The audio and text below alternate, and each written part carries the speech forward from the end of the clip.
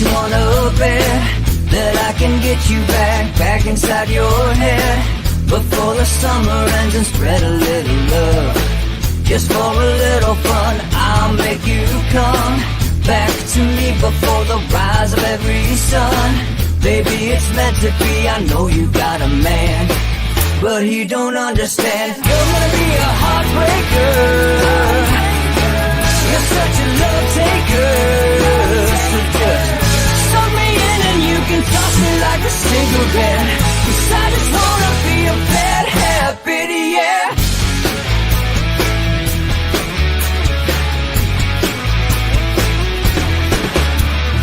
Rhythm in our love, it's impressive, excessive. You can't make this stuff up. My chest beats, it's restless, wakes the neighbors up above. Yeah, baby, come and show me love. Baby, come and show me love, because you're gonna be a heartbreaker.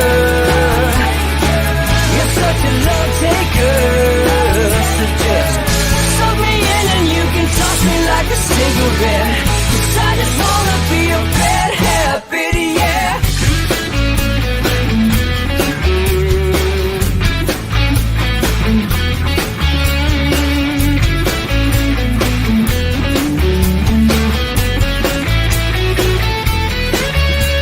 We can get on a plane and take a one-way ride, steal us away to find a place we can hide. It wouldn't take much to disappear for a night, just to give in to the need and leave it all behind. 'Cause I know that you know that I know that you want me. You told me, now show me, come blow me away. 'Cause I know that you know that I know that you want me. You told me, now show me, come blow me away. You're gonna be a heartbreaker,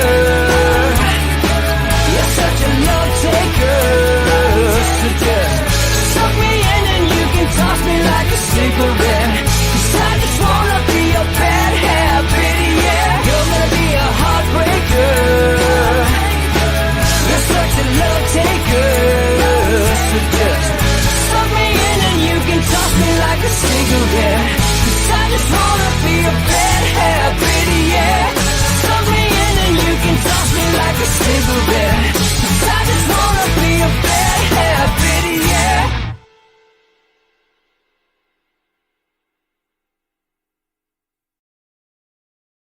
Good morning. Welcome to Inside the Numbers with the People's Pundit. I'm your host, Rich Barris, the People's Pundit. It is Monday. We are doing, no matter what happens, what are the odds? We've moved our Gaggle program with George and Peter to Mondays. All right. So I was hoping to fill in some of the gaps with some of the areas we've been missing. So we got that. We got Peter and George today. I'm going to bring them right on, whether they're ready or not. I see some of them looking around, looking down. Gentlemen, as always, as always, thanks for joining. I hope you guys are doing well today. I got a lot of stuff I want to ask you guys about. First of all, thanks for coming back. And how's everybody doing? I'm doing great. I just wish you would give us warning when the music starts, because I almost fell out of my chair. I know. It's like boom, right? Some people say don't turn it down. Some people say, oh my goodness, it's so loud. It's just the way it's been since the beginning. So I'm a creature. Oh, I love the song. Wasn't expecting it. I'll give you the 3, 2, 1 in the private chat next time.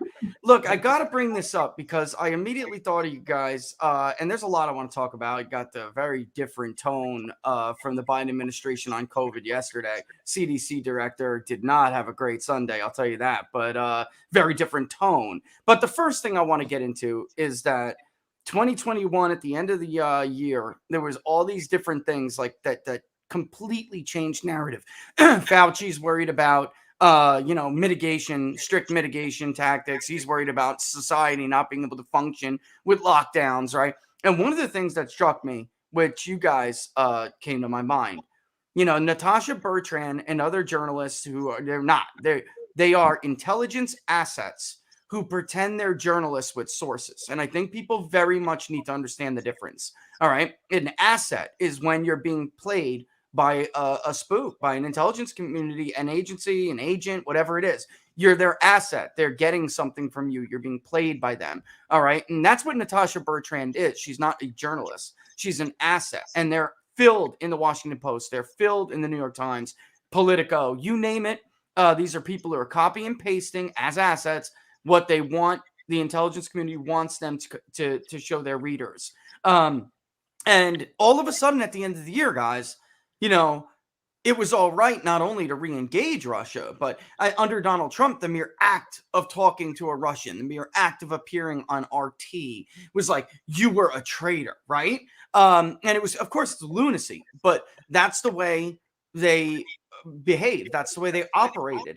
And now they're praising Joe Biden. And I can't help but to look at what's going on with Ukraine. And I want you to tell everybody, I guess I'll start with you, Peter. Tell everybody what you guys have been talking about on the Gaggle with Ukraine for a while, and why all of a sudden this, you know, this change in attitude is to be expected.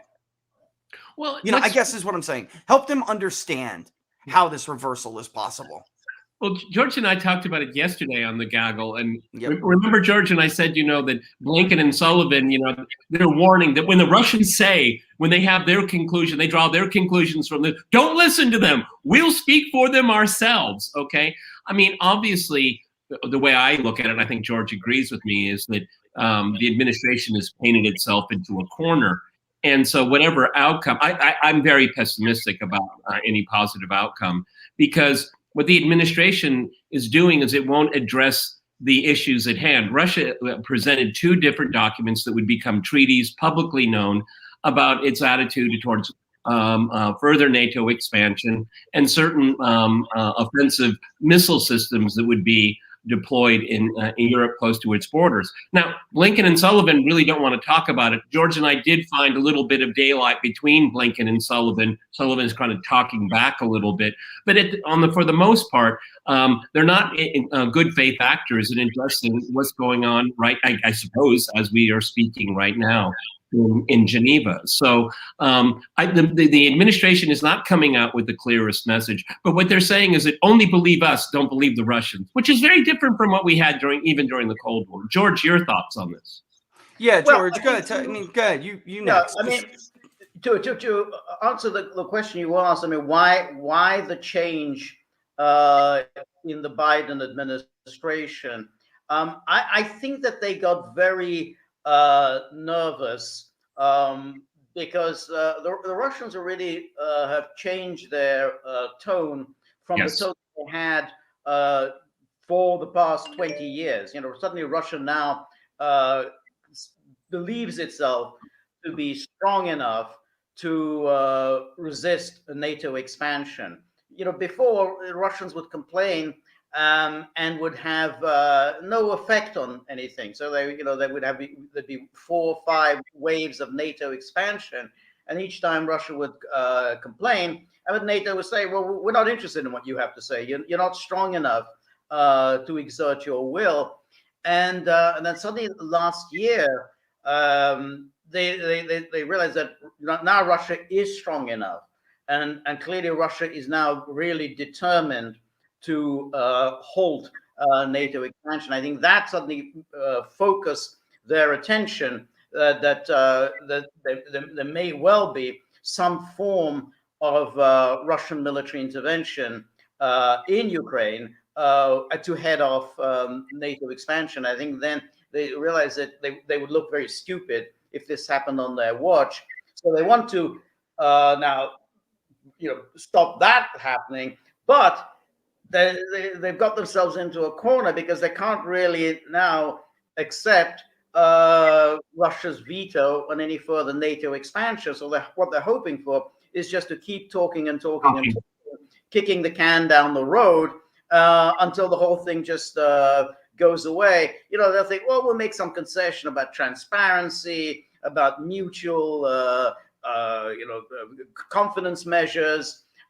Maybe we'll say we're not going to deploy offensive missiles in Ukraine, and then we can just sort of fob Russia off. I mean, that's their goal, but Russia really isn't in the mood for that, and I think that's why I think it is a rather serious situation. And Richard, to back up what George just said there, the Stoltenberg, the head of the General Secretary of NATO, said yesterday to British media, to back up what George just said there, that there can be an agreement made with Russia. I was Prime Minister of Norway. I made agreements with Russia, but he ended, or at least the story ended, by saying, "Well, we can have a series of meetings." To George's point, and Russia is no longer interested in the 30-year-long series of meetings. It's come to an end. Well, that's where, before I even get into the next question, I just want to point out, because, as someone who loves foreign policy, if you study foreign policy, you've entrenched yourself in it, there's really few places that you can go at this point to have an honest conversation, a realist-based conversation. And that's why I wanted to bring this up first, because George and Peter have been all over this. And if you're a realist, if you're somebody who's serious about foreign policy, you would have seen the value in what they were saying, and really a danger that the Biden administration has put the American people in, or not only the American people, but the rest of the Western allies, which is shocking to me, because through 4 years, and that's my point. Let me just wrap that up. A Foreign Policy magazine, it sucks. There's nowhere to go anymore, So the Gaggle is where to go, is my point here. So check it out. If you guys don't watch the show, if you're viewers of mine, you don't watch the show, check it out, because you would have saw this coming, and nobody in Western media in the United States really wants to talk about it. They want to help Biden, now at this point, because they put in this position, and context matters. This is a simple question. I'll go to you, Peter, first, then we'll go to George. Very simple question before we get into the minutia of this.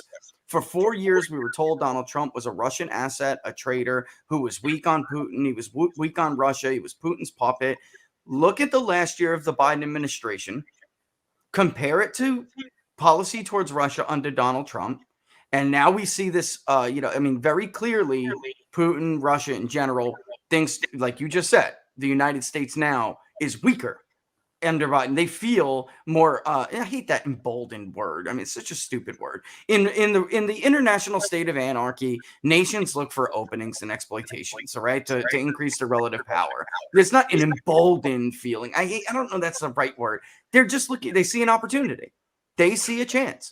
And who was weaker, or who took a stronger stance against Russia? Was it looking at Donald Trump's policy with sanctions and what Biden did? I'll just shut up. Peter, what's your take on it? Who does Putin view to be weaker, and who would Putin rather see? I mean, it's just it was an honest question. Whose policy is giving Vladimir Putin more opportunity to make the United States look like a fool? Well, if you look at what the Russians have proposed, I think Donald Trump could have easily worked with it. I do believe that, because that's the irony, my friend. Because what the Russians are proposing, irrespective of the noise and the fog of Western media, and if you look at it very carefully, the Russians are saying what we're proposing is good for you, and it's good for us. It's good for everyone, because security is indivisible. You can't enhance your own security at the expense of another country, particularly on the border. And so what the Russians are proposing is a win-win. But of course, it cannot be. It's all about Ukraine. It's all about, no, Ukraine is the focus point. But what the Russians are proposing is something, it's a Helsinki Final Acts 2.0, to rearrange the security order of Europe where everyone is secure. And so I think Donald Trump wanted to go in that direction. We all know what happened. And then the Biden people come in, and George and I have talked about this incessantly, is that Russia bled into policy, and now no American president, probably for a generation, could make a deal with Russia, because it would be called appeasement. So this is what the Biden administration finds itself in, and its foreign policy adults are just B-listers from the Obama administration. So I mean, instead of having a win-win, they painted themselves into a lose-lose, because as George and I have said for weeks and months right now, the Russians are tired of talking. And if you read their media, and it's translated into English if you want to, they've made this very clear. I mean, it's not, being emboldened. Russia claims, with good reason, they face an existential threat. This is very serious. And you have Western media commentators, just think it's a bluff. It's not. This is real stuff. And it's very dangerous. And having such a cavalier attitude towards it. I mean, Stoltenberg, he's just a glorified receptionist for the Americans in Europe. That's all he is. I've gone worse. George knows I call him the towel boy. In high school where, the basketball team and that little skinny guy that gives out the towels, that's Stoltenberg, okay? He's on the team, though, okay? So I think, and George, I'd be interested in your thoughts. I think Trump would have been interested in such a proposal. Isn't that the irony of it, though, George? Honestly, like realists believe in the and don't take the word liberal wrong, guys. It's used in the foreign policy context. Realists believe in the nation state system, right? And they believe in sovereignty. So it isn't crazy to hear Russians make some of these demands, really. And any sovereign nation leader who is a realist would understand why they have those demands. So ironically, while you have Donald Trump and his energy policy was definitely less favorable to Russians than Biden's, without a doubt. He wouldn't have meddled in Ukraine like Biden meddles in Ukraine. It's ironic because while he takes those like what are traditionally tougher stances, he would have been able to, I think, talk at the table, George, as opposed to just doing what Biden, who represents the liberal internationalists, what they're trying to do is stall. And they're all about the preservation of the status quo. And that's not going to last. It's just not. But before I go, Laura's telling, is somebody have like their computer audio on or something? We can turn it down a little bit where it's coming out, because somebody says it's coming back into somebody else's microphone. I don't know which one it is, but just, yeah. But go ahead, George. Don't let that stop you. Right. Well, I think that sounds better. Excellent. It's an excellent analysis. I mean, Trump looked upon the world in a very non-moral way. Yeah. And that, of course, enraged the liberal commentariat, enraged the foreign policy elite, enraged the neocons, because they want to look upon the world in this very moralistic way. America, embodiment of good, and Russia and China, they're our enemies. He kind of said, look, right, all countries have their own distinctive interests. Russia has its interest, China has its interest. And so that's why when he often said things like, hey, I had good relations with Putin, I had good relations with Xi Jinping, until, of course, the China virus hit. But I think that he would have at least understood that Russia has its own distinctive security interests. And above all, and he raised this issue, and again, this enraged the foreign policy commentariat. He said, what the hell has the United States been doing, expanding NATO, and thus basically undertaking vast obligations that it may well never be able to meet. I mean, as things stand, the United States is obligated to go to war on behalf of Latvia, Lithuania, Estonia, Montenegro, North Macedonia. And he, I think he raised that question: why have we done this? I mean, it's because it's a dangerous enterprise. Are you really going to go risk a nuclear conflagration over Estonia? I mean, is that what the American people want their government to do? Well, obviously not. And I think this is, why the people like Biden and others say, oh, well, because NATO is a force for good, America is a force for good, therefore, if we expand NATO, that is all a wonderful thing for the world. And then if you ask, well, what about Russia? Said, well, we don't really care too much about them. They're not really that important. They're just a gas station armed with nuclear weapons. In any case, Vladimir Putin, he's not going to be there forever. And then once he's gone, maybe we'll get another Gorbachev or Yeltsin-like person. And so everything's going to work out very nicely. But what has now happened is that Russia has taken this moment and says, look, the world has changed, and now we're in a position to resist further NATO expansion. We weren't 5 years ago, we weren't 10 years ago. We are now, and we're going to act on that. Well, guys, then isn't the problem really NATO? All right. Yeah. Now, I know we've talked about this before. The bottom line, Peter, George, Yeah. NATO is outdated. Yeah. NATO is not a force for good. NATO is over. The Warsaw Pact has ended. NATO was a balancing coalition for people who don't understand basic foreign policy terms. There are different strategies to enable or gain relative power, and nation states often bandwagon, they balance, they build coalitions. NATO was a coalition to balance the Warsaw Pact. It's gone. It's And over. Richard, as George and I have pointed out to our viewers repeatedly, NATO was at its best when it did nothing. Okay?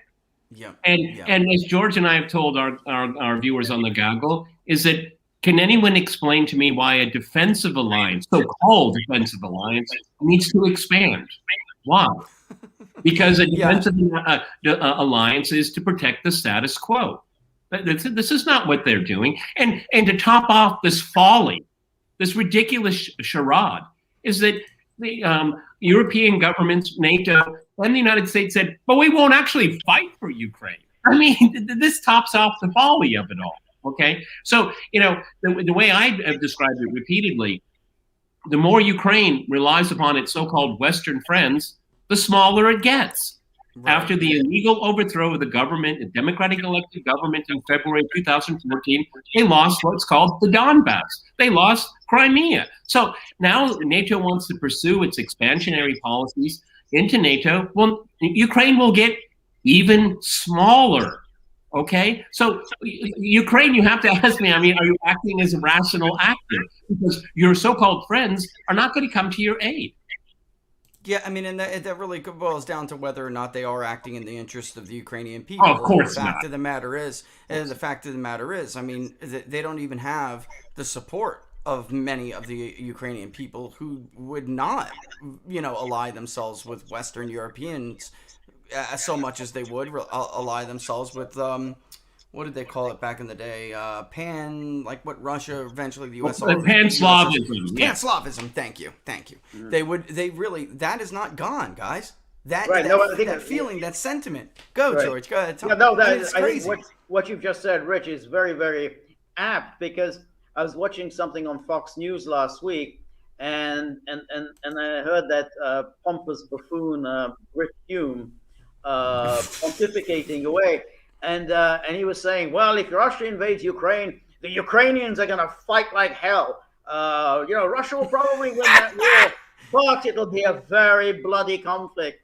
And I kind of wondered, what is the basis for Brit Hume's assertion that the Ukrainians are going to fight like hell? They didn't really fight like hell in 2014 when they mounted their kind of onslaught against the Donbass. They were defeated pretty easily. I mean, the Ukrainians and the Russians, are very close. They're very close people. Their language is almost the same. Their religion is the same.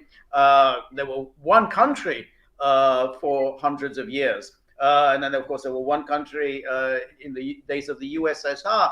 Now, there are certainly elements within the Ukraine who loathe Russia, absolutely homicidal hatred for Russia.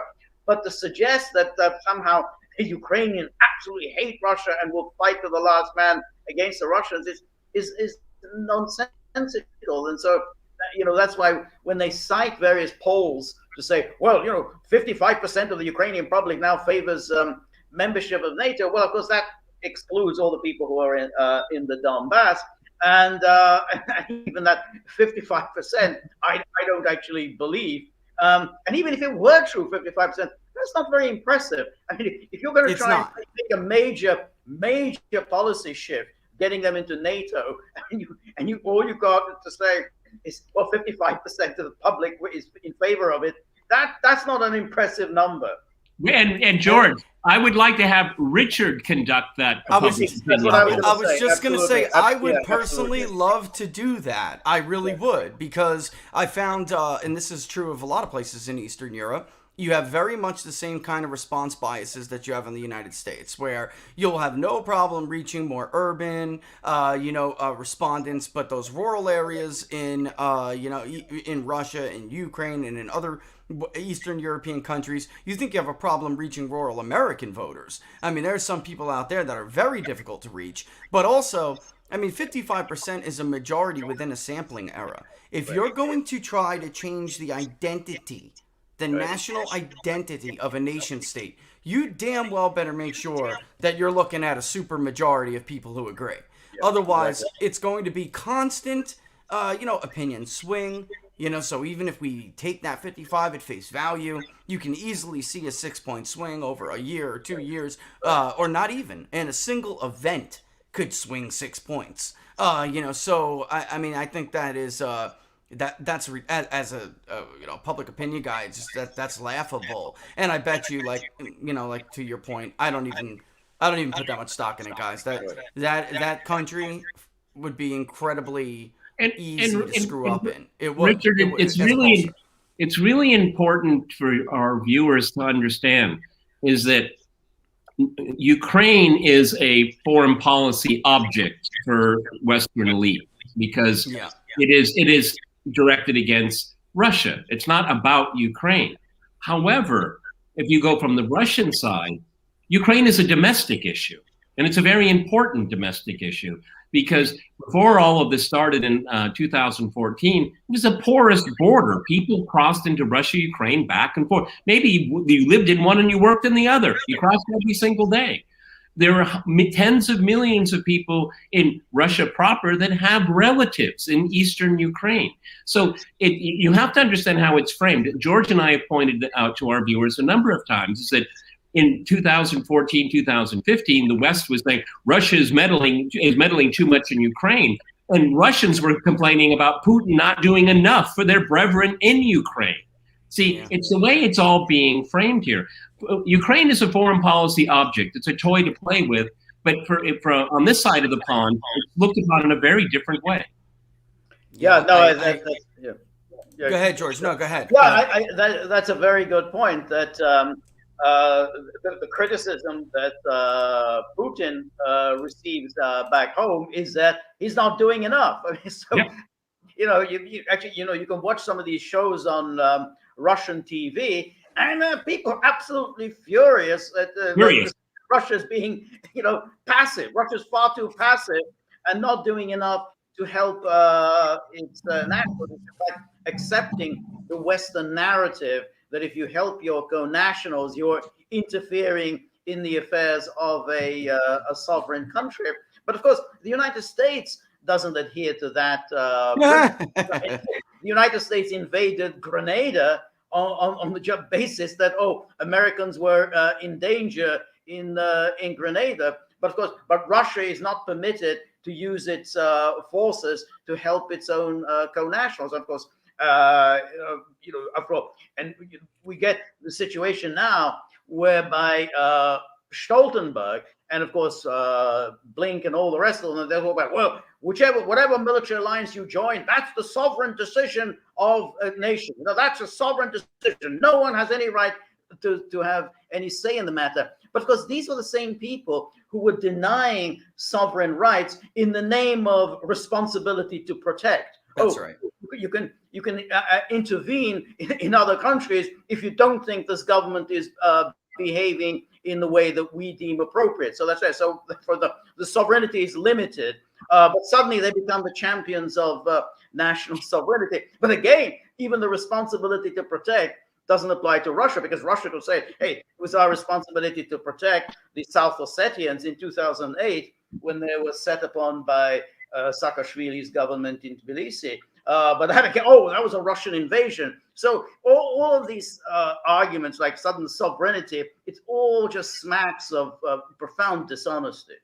Yeah, if you look at, and I went old school here. You guys can still hear me, right? I changed it up to go old school. Okay. To try to cancel some of that out. But if you look at the history of double standards, guys, those lead to Pearl Harbors. Those lead to like the Germans feeling encircled. So this idea, like you can push onto one, whatever you want to call it, a hegemonic power or not. The idea you can push your view onto them and then not give them the right to make those decisions themselves. And every time you do it, like George said, it's in the name of responsibility and international norms, right? That don't exist, right? So they have they have a reason all the time for violating somebody else's sovereignty or right. But when people try to, or nation states try to exert their own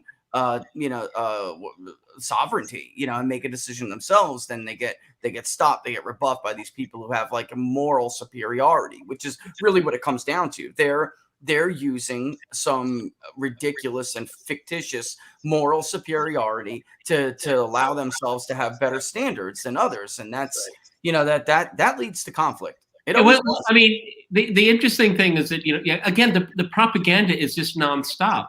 Is that NATO never promised not to expand? Well, I don't give a hoot. I'm not in NATO. Okay, I mean, what your organization does, because I'm not in it. I mean, I adhere to another organization's rules when I'm not a member of it. I mean, these are simple things, okay? But if you listen to it, we started off, I'm glad the way we started off. You have these stenographers for power that just repeat this, and without any kind of thought whatsoever. And these stenographers for power are the worst, the very worst in the national security area, okay? So, I mean, George and I can just pick apart all of these ridiculous propaganda waves that go on and on, because that's essentially what NATO is. It's a propaganda machine. It is a fig leaf for American and to some extent British power. No one else in Europe is particularly interested in stepping up at all, okay? Yeah. And then, of course, the Turks, nobody trusts them, okay? Because they play left on both sides at the same time. So, I mean, when NATO, is threatening, a reaction and all that. Now, militarily, they're a hollow tusk. I mean, except for American troops that are in Germany that annually, Germans are asked, you like having Americans stationed on German soil? Year after year after year, super majorities say no, they should go home.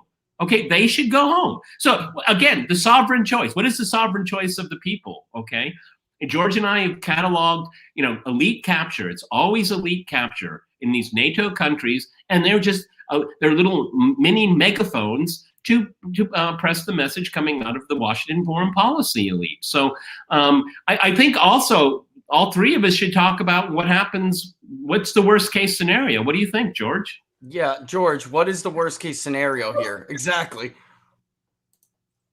Well,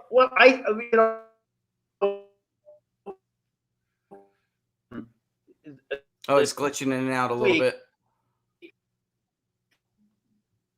Hang on. Hold up, George. Wait till you come back a little bit. All right.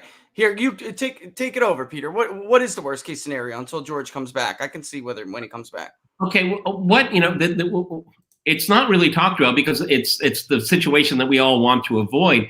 Number one, Russia invading Ukraine. Well, that's not going to happen under really any circumstances. Okay, I mean, if the Kiev government, with the backing of the United States, in air quotes, NATO, if the Kiev government assaults Lugansk and Donetsk, Russia will react. It's already said it will do that because it wants to avoid ethnic cleansing.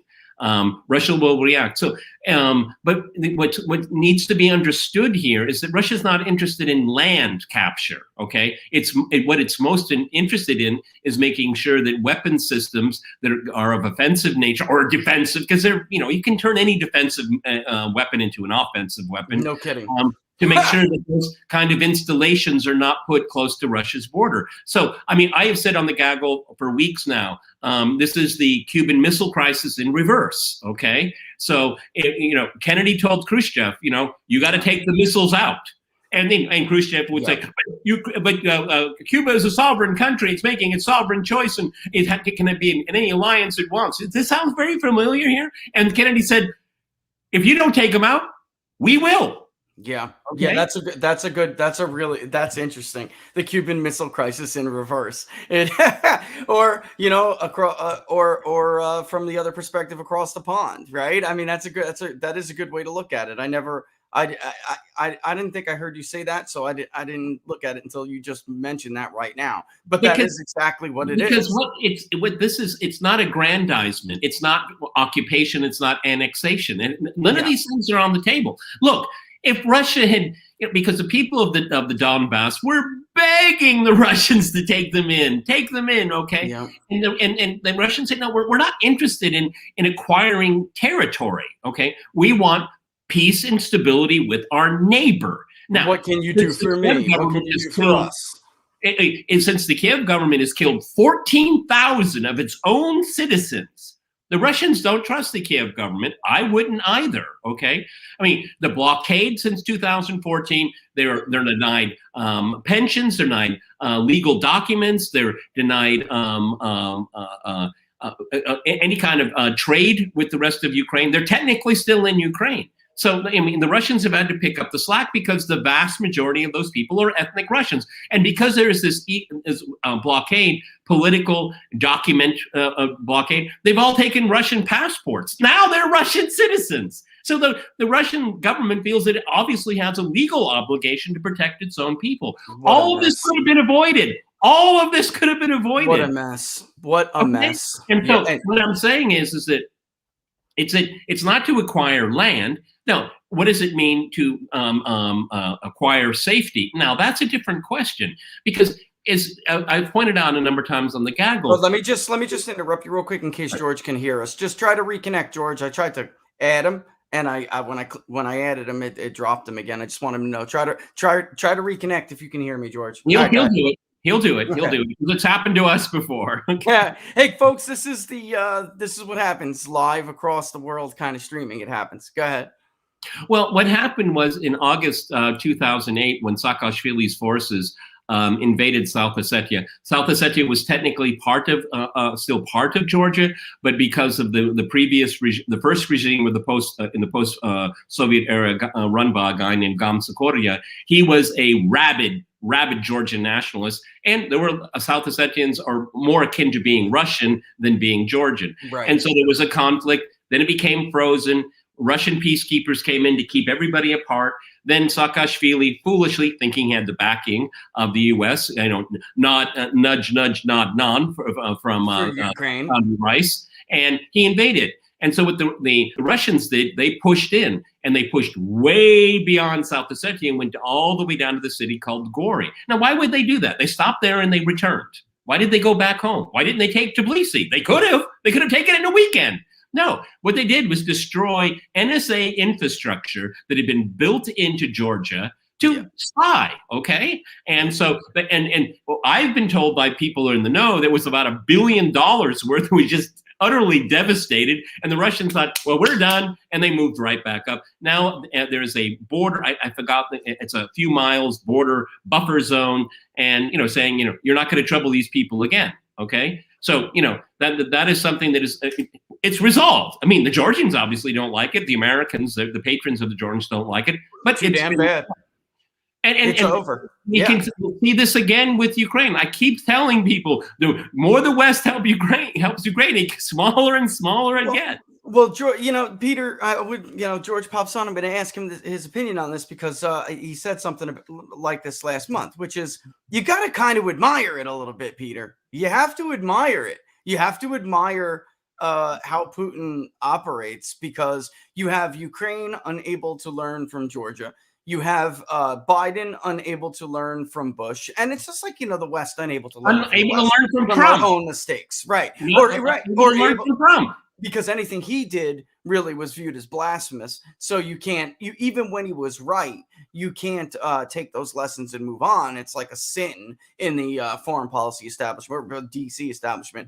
But the only one learning from prior actions is Vladimir Putin.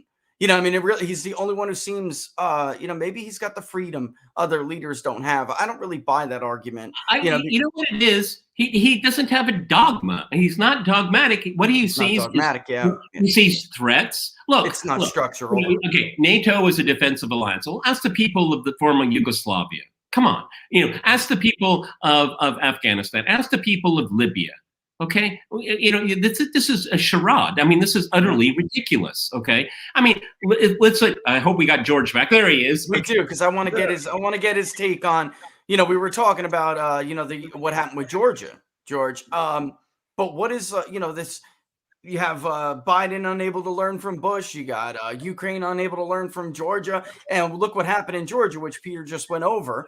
Let me get your take on this. What you think could be a worst case scenario here?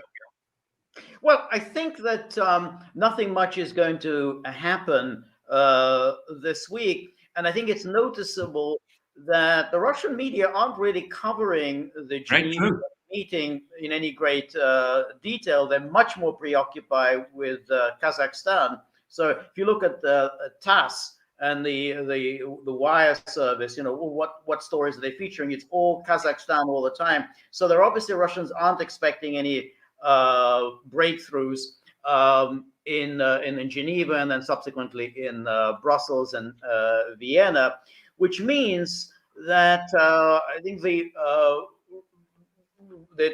status quo continues, and Russia will reserve for itself the right to intervene in Ukraine should it find that something is going on there that is a major threat.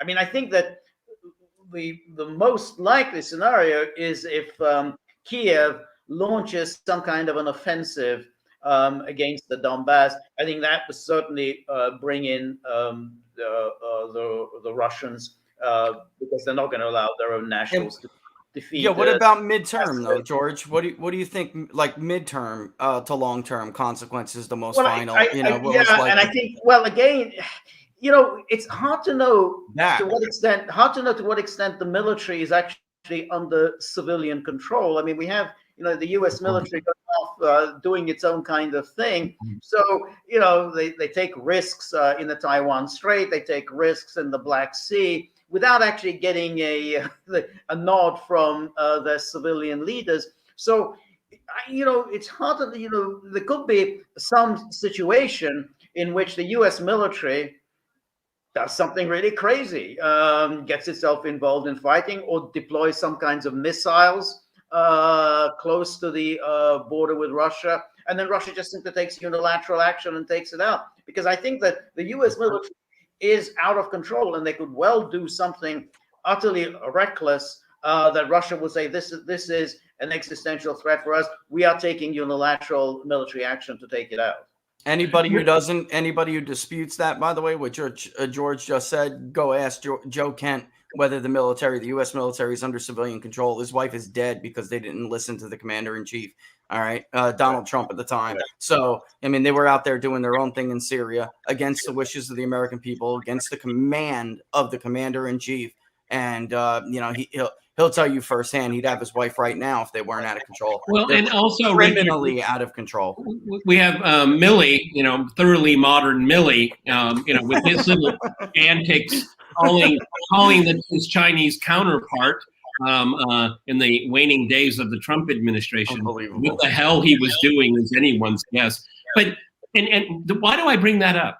Because again, George is right. If you look at the Russian media, what they're actually talking about, they talk a lot about China too. And so the Chinese are completely on board with the two proposals that the Russians sent, one to NATO, one to Washington. They know all about this here, okay? Because however you want to describe it, a strategic alliance, bilateral relation, whatever you want to call it, they're a thing. Okay, and they're watching each other's back right now. And if NATO wants to ignore Russia's demands and Russia reacts, the Chinese are going to say, "You were told. You actually had a meeting in Geneva to talk about it. Okay, you can't say you didn't know. Okay, and this will energize even more a very energized bilateral relationship, and the future of the world is the Eurasian landmass, not so much Europe, because the way way NATO and the spineless European Union is acting, they are isolating themselves. They would say Russia's going to be isolated. It's going to be isolated. Well, yeah, I mean, you take it out of the Swiss system and some other things like that. Yeah, it's going to be painful, but life moves on. Okay. But who's going to be isolated? It's going to be Europe that's going to be isolated and subservient to the United States. So Europe, say goodbye to your own independent energy policy. You don't want Russian oil? Okay, you can buy American natural gas. It's very, very expensive, by the way. Okay. I mean, this is not being thought out, okay? And we have Burrell, who speaks gibberish in 5 languages, apparently, saying all kinds of nonsensical things. But even he says, geez, you need a seat at the table here. Well, Joe, it's a day late and a buck short for that approach. You should have been thinking about that 25, 30 years ago. Yeah. That's right. And I think that if there is a conflict in Ukraine between Russia and NATO, China could easily open up a second front. Yep. With Taiwan. I mean, because the Chinese do want to resolve the Taiwan problem once and for all. And if there's a conflict in Europe, Russia wide opening. The Chinese will say, "Look, I mean, the United States is distracted. Here's our chance." Yeah, exactly. The United States does not want a two-front war. Nobody wants a two-front war, and so that they may well decide, hey, which is more important here, Ukraine or Taiwan, and they'll probably say, generally, I think the Russophobia is more intense than the Sinophobia. They might say, hey, I think this is more important for us, and then just let Taiwan go. Just to add that, I absolutely agree with George, but I would maybe phrase it slightly differently in saying, the Chinese are going to be saying, look, the Russians went in good faith to try to resolve what they believe is an extreme security risk for themselves, and Washington blew it off, encouraged their Ukrainian friends. And the Chinese will say, you can't trust the West. So I mean, why should we talk about Taiwan with the West or anything else in the Asia Pacific rim? We have to do what we have to do. And see, it's the lack of confidence and trust. Okay, this is going to engender a policy to say, look, I mean, why should we wait for this moment? Why should we wait for the moment that the Russians tried to deal with the West? The West blew it off. Why should we wait when they come to when they want us to come, or we ask them to come? I mean, it moves events ahead very, very quickly. Yeah. Speaking of trust and competency, I guess that's it's been, what is it? We're coming up on the first hour. So let me get your. Now, you all have had very different, we all have, of experiences where we lived during this pandemic and all these mitigate. You've actually dealt, Peter, with some pretty strict mitigation standards. So this is another round of this, and I'm not sure where it is here by you, but over here in the US, you can clearly see what's happening. Most of these schools reimposing these mask mandates. There's a whole slew of school districts who are talking again about remote learning, which I think was probably the most devastating thing to public education since the Department of Education was established. Laura and I have been trying to do something about this, because even when we went back to in person, what we found is that a lot of the schools, a lot of teachers, and the districts allowed them to do this, didn't expect them to re-engage at the same level with kids that they did remote learning. So they were still using these tools, lazy. It's laziness. I don't know what else to call it, guys. It's laziness. Teachers were using these remote learning tools to make their jobs easier at the expense of the education of the student. And now, instead of we haven't even had time to address this in many areas, we're now moving back to talks about remote learning again. And clearly, the Biden administration sees the political danger in this. And you have Kevin McCarthy come out and say, you know what, we take the House, we take the Senate, we're going to pass a Parents' Bill of Rights. We're going to do this. So they're going in that direction. And you have the CDC director on the shows on Sunday. And I want to play a couple clips because the argument people like myself, others have made, definitely, I would say the Democrats are almost unified in this, in their response. They do whatever public health officials say. We have been saying this is a pandemic of the elderly. To drag the kids in on this, and once we learned that COVID was very much like other SARS viruses, that children do not carry high viral loads, so the Petri dish idea is off the table. It's not like a flu. It's not like, right? Once we learned that, then we should have realized as responsible adults that our own irrational fears cannot be allowed to hurt children, but that didn't happen. Here's the CDC director. I want you to listen to the change in what she says, right? Her tone. The overwhelming number of deaths, over 75%, occurred in people who had at least 4 comorbidities. So really, these are people who were unwell to begin with. One more I got. Here's the throwback. Our vaccines are working exceptionally well. They continue to work well for Delta with regard to severe illness and death. They prevent it. But what they can't do anymore is prevent transmission. So if you're going home to somebody who has not been vaccinated, to somebody who can't get vaccinated, somebody who might be immunosuppressed or a little bit frail, somebody who has comorbidities that put them at high risk, I would suggest you wear a mask in public indoor settings. So here we go again. All right. So somehow we go back to the panic policy, but they're obviously trying to tame it. And that CNN interview was, was talking about a variant that is no longer the dominant variant. So they are forever trying to shift the post while still talking about the issue in the context it was like 6 months prior. So Delta variant, Omicron, from what we do see, and I'll put the link to the study I want to bring up into the comment section. But you'll see Omicron is very different. It's not, you can't even make the argument for vaccines with Omicron that you did with Delta. You can't do it. It escapes at a much higher rate. But basically, here she is talking about the deaths like Ron DeSantis. Like, so that mitigation policy should have been targeted towards the vulnerable. 6 months ago, you'll get banned on Twitter for talking about this being a pandemic of the elderly. 6 months. So Alex Berenson no longer has a Twitter account, but the CDC director basically just echoed what he had been saying the entire time on Twitter, which got him banned. Yeah. So my question is, go ahead. Well, let me get your thoughts first, and then I'll ask the question. Go ahead, Peter. You first. Go ahead. If you or George, you go first. I'm working on my. Okay. All right. Go ahead, George. Yeah, no, I think Richard, it is absolutely fascinating. But again, they've kind of got themselves into this mess in gambling everything or putting all their eggs into the vaccine basket, and they made that the central issue in their combat against COVID. So, once everyone is vaccinated, then everything will be fine. And now they found that the vaccines are not working as they were supposed to. In fact, they're not even really proper vaccines. I mean, it was always a misnomer to describe them as vaccines.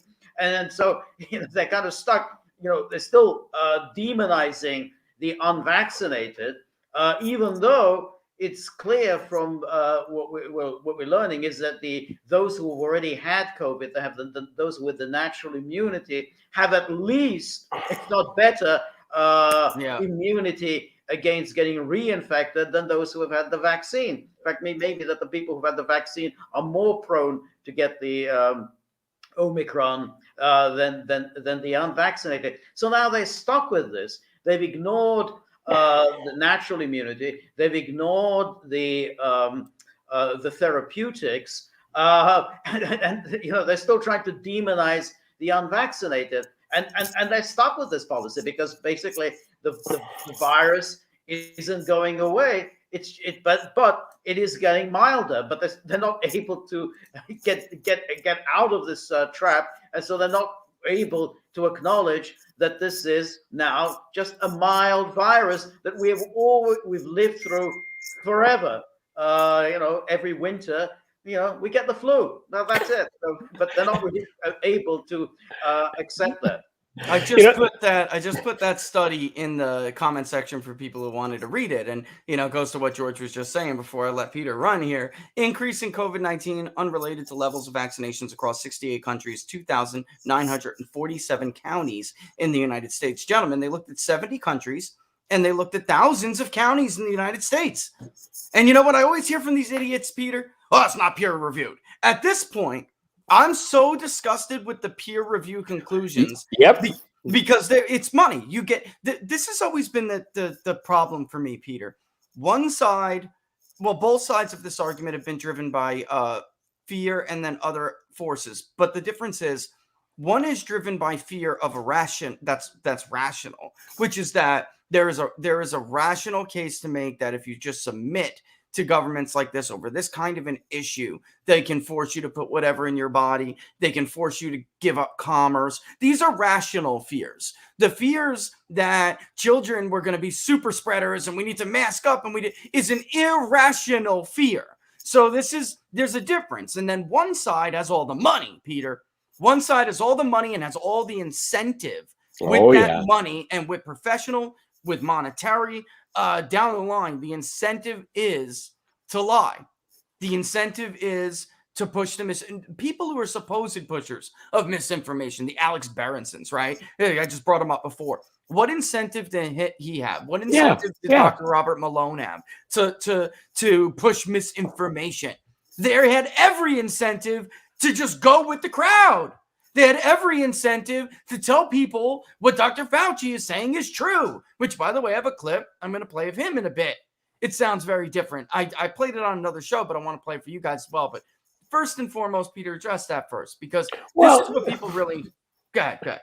It's about politics and money, okay? I mean, I was really, really criticized mercilessly for taking the vaccine. I did it primarily because of my age, okay, to be honest.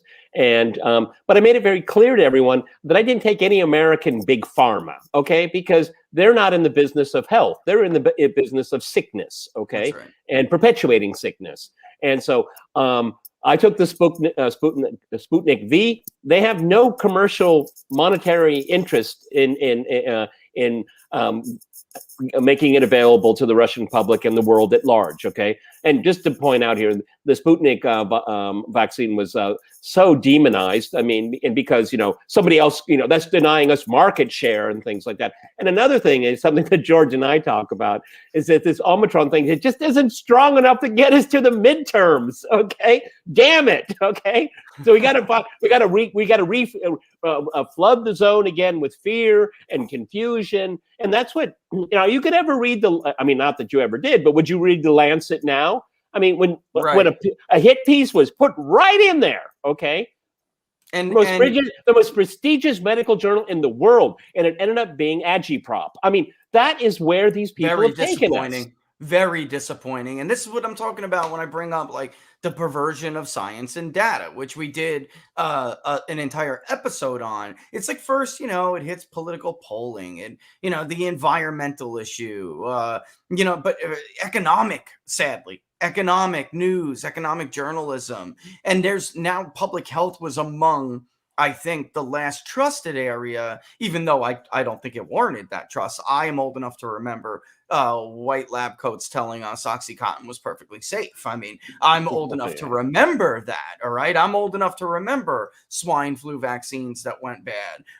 This is... So, this idea that they were like somehow above reproach, guys. They were somehow above the what's the word? The temptation of lying for profit. I mean, these are people who wrote whole, prescription pads, man, filled with vacations.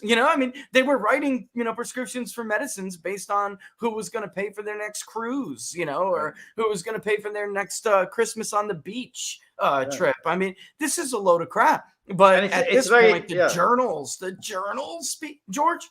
I mean, it's very interesting how the left has now become a champion of big pharma. Has everyone's forgotten about Vioxx? How the big pharma recommended Vioxx, and then they suddenly turned out that elderly people were dying of heart attacks en masse. I mean, and this has happened all the time. The big pharmas recommended some wonder medication, and lo and behold, people are dying.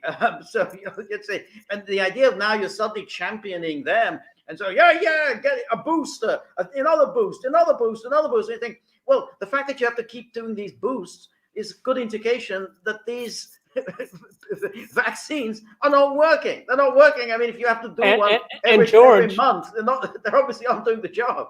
She was just talking about Delta, the CDC director. I mean, Delta is not the dominant strain anymore. First of all, this was developed for Alpha. I mean, that's one of the biggest.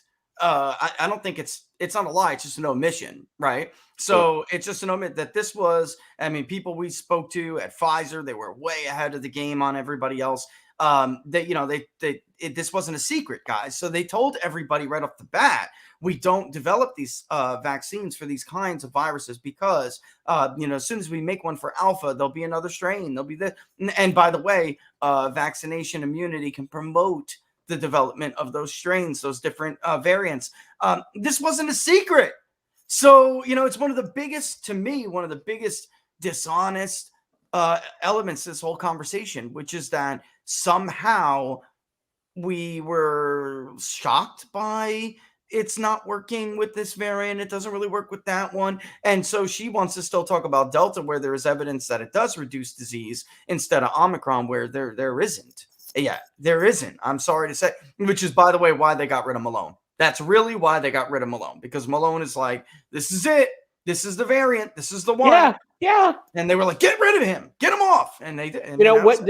There's the issue also. I mean, because I've had 3, okay? And the third one I took with great hesitation, seriously, because I'm worried about my immunity system. How much can my body take, okay, before my immunity is so weakened that a cold can kill me, okay? So, I mean, that issue hasn't been addressed to my comfort zone, okay? Again, I speak for hundreds of millions of people. I did what you told me to, okay? Now you keep changing the story and you keep moving the goalpost on us. And, and you started out by saying, what I experienced here, it was very stringent for a very short amount of time. I mean, again, no coercion has been applied whatsoever. Now, there's still talk about this QR code coming back. We had it for like 10 days. It was really lunacy. And that's what's because of the talk that it may come back, that's spurring people to get vaccinated, because there's a lot of hesitation here. Because Russians say, I mean, if you can't give me a compelling reason to do it, then why should I do it? Other than you want me to take it. That's not a reason for people here. It's not a good enough reason. Yeah, that's just not. And George, I think, when it comes down to it, it's people are concerned over what they can believe and what they can't believe. And, Rasmussen has a poll out today that says that Democrats basically now support censorship on social media. I'd like to do that again myself, because we found overwhelmingly that the attempts to go after people like Dr. Malone, to go after Alex Berenson, to go after others, myself included once upon a time, are not real attempts to promote civil discussion and to prevent misinformation, that they are used to promote censorship and to, for the needs of the powerful. And that included a large percentage of Democrats. So I'd be curious to see if we still found that or not. It was, months ago when we did that. We've asked it in other places though, George. So I don't know. I'm a little bit skeptical until I pull it myself to see whether that's true, because what we found is that even large chunks, now Democrats, of course, were the most likely to want some kind of, censorship, but they were, which is also a big change from what you just said, George. Big Pharma. How did they get to being the champions of Big Pharma when they were the anti-Big Pharma, anti-big corporation for so long? And I think people now just don't know what to trust. I'll tell you this, though, before I get your reaction to it. We started to look into VAERS, got a lot of pushback. I can tell you personal experiences that friends, most recently a neighbor, who had a problem, not only didn't get put into VAERS, but simply they were ignored. I mean, multiple people I know who had problems, who went back to a doctor to say something's wrong, I don't feel right, were basically told to go, like, to go kick, I don't shovel, what. I mean, so the idea that it's like, so what do people believe, George? I mean, that's where does that leave people? Yeah, I mean, I'm very skeptical as well about this poll you're citing, and I'd love to see how the question was formulated, because there's probably a way you can formulate a question that people say, I'm in favor of censorship.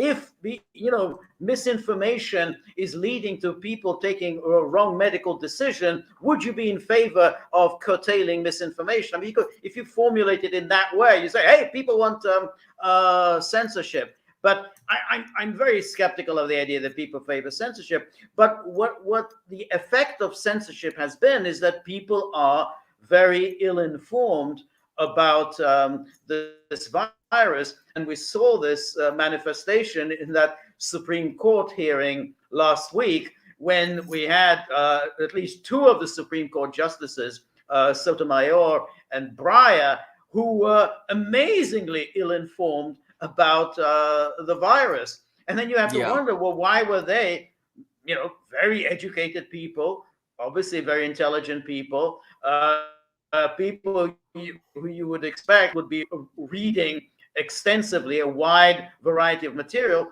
but they didn't know. And if you curtail the availability of information, and people basically rely upon very mainstream outlets, then lo and behold, they are very ill-informed.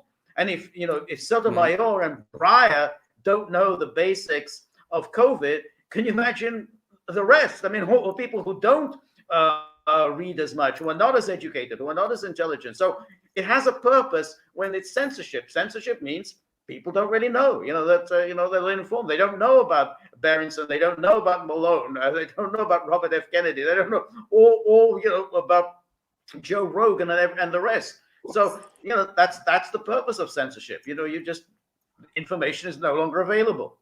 Well, also, go ahead, Peter. Go ahead. I'll read the question after you're done. Also, I think it's quite terrifying to entertain the thought that people are afraid of debate now, afraid of a discussion. Yeah, me too. Because then you realize, oh, you got a good point there, and I've done things in my life in the last 18 months that maybe I shouldn't have done that, or I quit my job or I moved my business, all because of what I was told. It's one of these things that people don't want to admit that they were wrong. And particularly if you put it into our political environment, because somehow a vaccine hesitancy has something to do with January 6th, and and January 6th has everything to do with Trump. You know what I mean? It creates kind of a mindset, and I think people just don't want to think about the consequences of the actions they have personally taken based upon what they were told by people they thought they trusted. Okay. I mean, if the Republicans coming back into power next year, I want a blue ribbon committee, church level committee on Fauci and his buddies. Okay. Because I really want to know why we went all down these rabbit holes. Okay. Because all before this, and George and I've talked about this at great length. I mean, when the CDC came out and the guys with white coats, I had basic good reason. Yeah, okay, I'll go along with it. I mean, it's a prestigious organization, all that. Now, in the mainstream media, when they talk about it, I just turn the volume down. I have had enough. I've had enough of your talk and what your talking point is today. Okay? Yeah, there are more variants in the narrative than there are variants of the virus. Yeah, I got to tell you, I mean, it goes to what you both are saying, but what George first started to point out before I read the question, this is the real condemnation of media coverage and censorship, what big tech has attempted to do, to help corporate media, approved media. Really, the verdict on them is out, because we have had polling from Pew Research. We've had polling from Gallup. We've had polling from Rasmussen. We have done this, which is that, but sadly, they did put it into a political sphere. And the knowledge that the level of knowledge, that people have been able to display in the responses to these polls is really, telling of how badly the media has done their job, because they don't know how many people are likely to die from COVID in what age group. They don't know how likely you are to be hospitalized if you're this age group, if you catch so what I'm saying is that basically their lack of knowledge on it is proof positive how terrible the coverage has been, and how imperfect, or actually just how more damaging the attempt to censor everyone has been. Because what you're doing is censoring people who are trying to bring some maturity back into the discussion, and it leaves only their misinformation. So it really is, it's telling on who is the pusher of misinformation and who isn't. And actually their overall margin is pretty close to what we have. I'll go dig it up while one of you responds, and I'll check it out. But which is better? I'm reading the question. Which is better for the owners of social media like Facebook and Twitter to regulate what is posted to make sure some people are not offended, or to allow free speech without interference. I'll read you how we asked it. But regulating what is posted was only chosen by 35%. 51% said allowing free speech without interference. Another 14% said they weren't sure. I am looking at some of the demographics that jump out at me. Even in an adult sample, 62% white is a little bit too non-white for me, about 4 points in an adult sample. Our adult samples are usually 65, 66% white.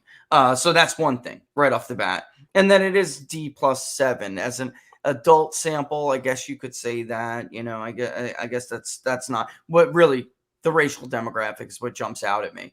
And Democrats by a 57 to 32% margin said that they believed, regulating speech is better than allowing free speech. Amazing. And I'm actually curious. I'm going to pull it up right now. Well, one of you guys Peter, give me your thoughts on that. Oh, I'm going to pull this up and we'll see what, we may not be that far off, but what do you think about this, Peter? Well, I mean, what happened? What happened?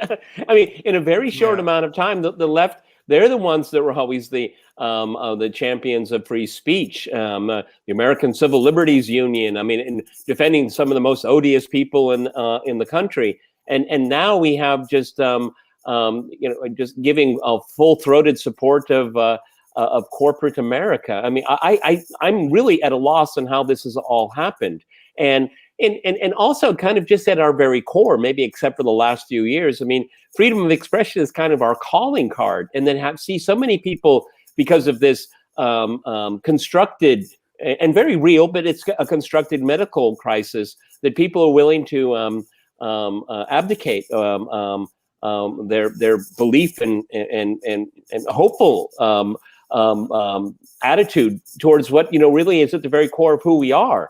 I mean, again, I mean, go ahead, George. Well, but I think what is interesting is that tyranny, it's never about, like Orwell described, a boot crashing on a human face forever. Tyranny is always about, we're doing it for you, for your benefit. We're curtailing speech because we're worried about your health. We're worried about your well-being. We're worried about your life and your family. So that's why it's very bad to have these people who have a bad influence on others. That's why we need to silence Socrates, because he has a bad influence on the young.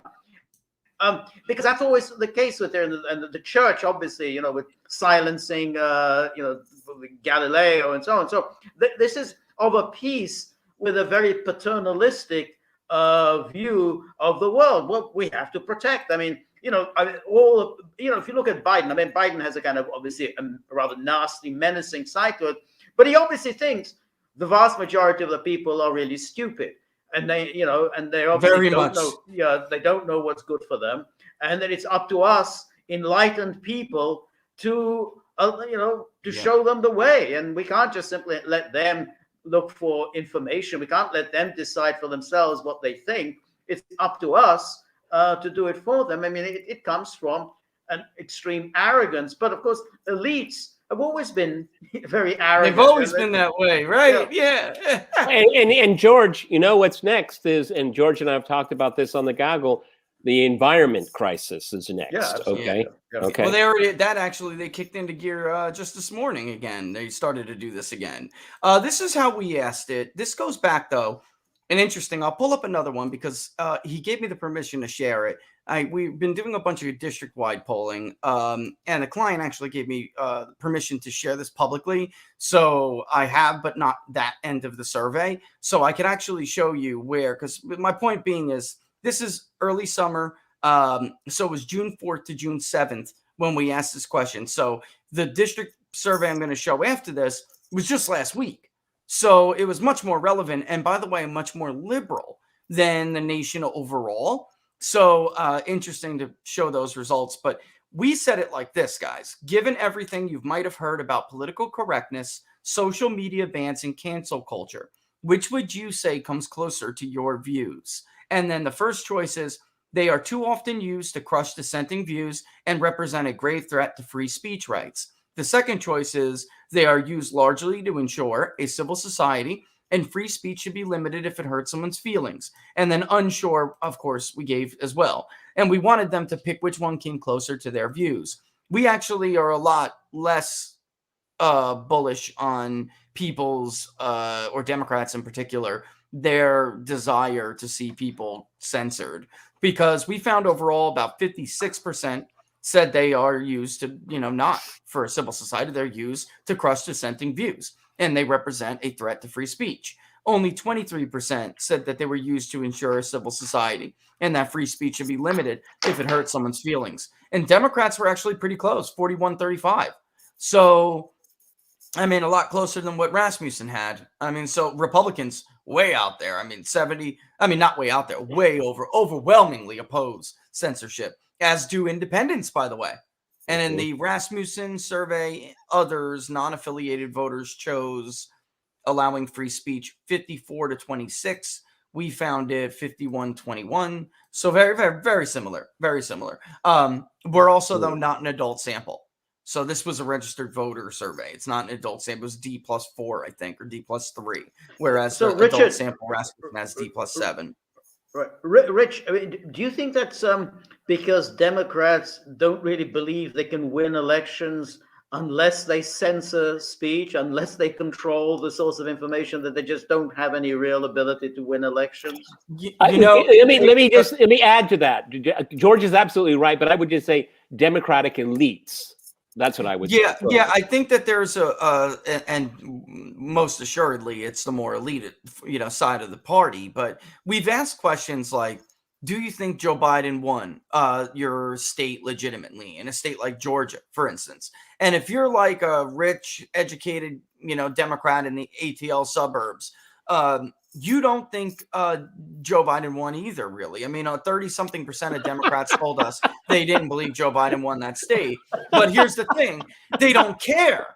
Because if you're a leftist, they want the W no matter what. They want to win, and they don't care if they cheat. They want to win, and they don't care if they censor. They're typical leftists. I hate to say this, I'm not trying to put anybody in a box. And if you're a Democrat and you're offended by what I'm saying right now, then you should probably reevaluate whether you're really a leftist or you're really a Democrat. Because if you think that these things are more important than the short-term win, your party doesn't. Many in your party, they believe, like Mao did, like Stalin did, like all these other leftists, that the ends justify the means. And it doesn't matter the damage you do along the way, guys, to get there. They don't give a damn. They just want the end that they want. Richard, I was on a Fulbright in Poland in 1991 to 1993, and I'll share the other one while you. And I would go to the American embassy in Warsaw because they had hamburgers and Heineken, and it was yummy. Is really early in the post-communist era in Eastern Europe. So that's where everybody went, and the diplomats would be down there. What they would tell me. They would just tell what they were doing in Russia. Okay, we flipped this, we did this, and they did it. They were so proud, and it had nothing to do with democracy. Okay, and again, getting the ends that they wanted. Okay, but they believed it was good for democracy that they were manipulating and intervening and meddling. It was good for democracy. This is how this elite mindset works. Okay, the ends do justify the means. It's kind of funny, too, because here's a district.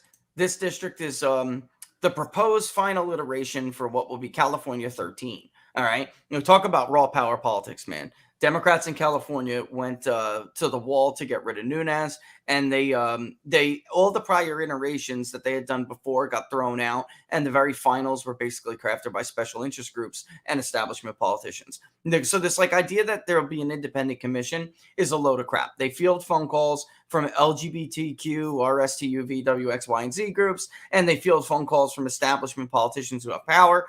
And they dictated the final iteration of this map. So for all these phony election analysts out there, if you're calling California fair, what happened, or, legitimate, you either have no knowledge of the process because you weren't involved and you just pretend like you're in the know when you're not. All right. Got a couple of them in mind, or you're full of crap and you're a liar, but it's either one or the other, or maybe both. I don't know.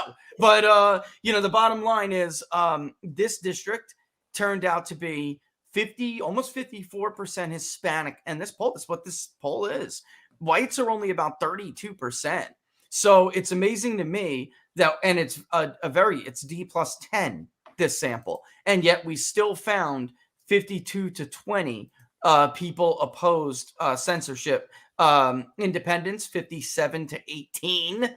I mean, so Democrats were still rather close, but they still chose free speech by a few points. So again, that's one of the weird things. Like, we just didn't find that margin that Rasmussen found among Democrats, although there are a lot of unsures. But Richard, so that probably means they're full of crap, and they don't want to tell you they're against the First Amendment. You know, they don't want to tell you they agree with it. But it seems to me that, you know, you can get into this. I mean, the mental gymnastics that some of these people go through is extraordinary.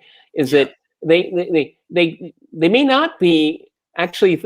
They may think freedom of speech is censorship. Okay, you see what I'm saying? I mean, because we take the term at face value, and you know, and you say, yes, I agree with it, and then you say, that's but you think this point, but you think this should be said in? Oh no, of course not. Okay, that's not freedom of speech. See, there's a fetish to this that I think that people use, okay, and really abuse, okay. I mean, because you have all of these knuckleheads on CNN and MSNBC always talking about freedom of speech, but all they want to do is contract it. Okay, this Facebook whistleblower, which is not a whistleblower, okay, and they were just saying, oh, that, and you know, but she's a Trojan horse for Facebook, because basically what Zuckerberg wants is he wants Facebook to be made an official monopoly. That's what he wants. And then once it's an official monopoly, who do you want me to get rid of? No problem, okay? Because that's what they're trying to do. George and I did a number of videos on this. You know, what about the children? Oh yeah, we need absolute censorship. Okay, there are already laws on the books to protect people that are vulnerable. Okay, you don't need to do this. Okay, but George, you need to enforce the law. But George, again, the roles are reversed here, because you had an increased push for censorship, again, if you're as old as me, in the 90s, and it was the conservative right, the evangelical right, who wanted games censored, who wanted movies censored, they wanted radio censored, TV, anything past 10 o'clock anything that had this content had to be moved until after 10 o'clock. It was the left who defended whatever you want to call it, I mean, the debauchery in culture, that the kids, I mean, they were okay with defending debauchery, ladies and gentlemen, but they weren't. Now they're not all right with somebody's right to express concern over whether something they're being forced to stick in their body, for instance, is healthy. No, I mean, it's just, to me. Things change. No, that's exactly right. I mean, when they're in favor of freedom of speech, as long as it's the speech is thoroughly obnoxious. It's as you say, when it comes to the worst kind of obscenity, the worst kind of advocacy of violence against women, rap and all the rest of it. Oh, that's right. Yeah, that's it. That's freedom of speech. Just like your point about the bodies, of course, when it comes to when infanticide, killing the newborn that's growing inside a woman, absolute right. It's my body, my choice. Get the government out of my womb. But hey, what about the do I have a right to decide what kind of experimental drugs you're going to pump into me? Nope. That you don't have the right. So it's of a piece that as long as it's something really obnoxious, like even drugs, even kind of when they advocate the legalization of drugs that have no therapeutic value at all. I mean, when we're talking about cocaine and heroin and even the marijuana, I mean, they have no therapeutic value at all. But that's great. Even though they destroy lives and are basically very dangerous. A lot of people die from overdoses. So that's the peculiarity of this argument. But going back to what Peter's saying is that he's absolutely right. They say freedom of speech, but that doesn't mean that Alex Jones should have freedom of speech. I don't think Alex Jones should be allowed to influence people. Right. Steve Bannon, do you think Steve? No. Steve Bannon, he's a Trump supporter. No. What about all these websites? No, that's just Russian disinformation. So RT, no, get rid of RT as well. But Rachel Maddow is okay. This list of all the things. No, we don't want any of that.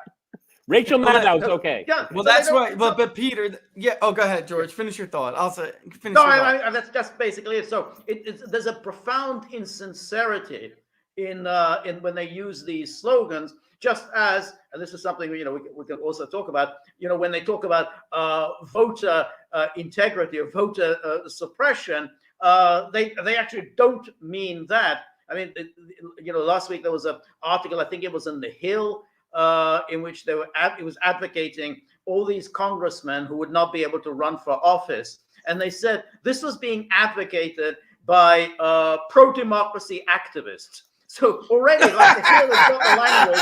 You're a pro-democracy activist in preventing people from running for office. And George, people have a right to protest. People have the right to protest. But that's insurrection. No one has been charged with insurrection. Okay, right. He said, I'm for freedom of assembly. I'm for freedom of march. But no, but not on January 6th. Okay. And all of that supports what I was saying before, though. Just as from a public opinion research standpoint, there's an element. And it is on the left. It's the ends justify the means. So it doesn't matter how insincere you are, how hypocritical you are, illogical, irrational. It doesn't matter, because the goal is still the goal. And as long as we get to the goal, then none of that really matters. The ends justify the means here. And it's like equity. Equity. Yeah, everybody loves equity. Puppies. It's kittens and equity. They're all in the same basket, but they don't care about the massive damage that society will incur by forcing equity. The damage it will unravel society completely. They don't care. We must have absolute equity. And George brought up this. I was planning on mentioning this. So redistricting. The effort to redistrict and use like raw power politics to save or to mitigate the electoral damage that everyone expects Democrats to encounter in 2022. That was like part of the plan here to mitigate the damage redistricting. The other part now is that, Manchin has killed Build Back Better. All right. And here, I just got to play this.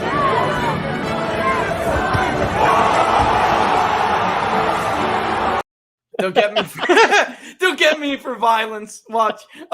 There's Joe Manchin knocking out Build Back Better. Can we see that again? You want to see that? Yeah, play it again. Let's do it.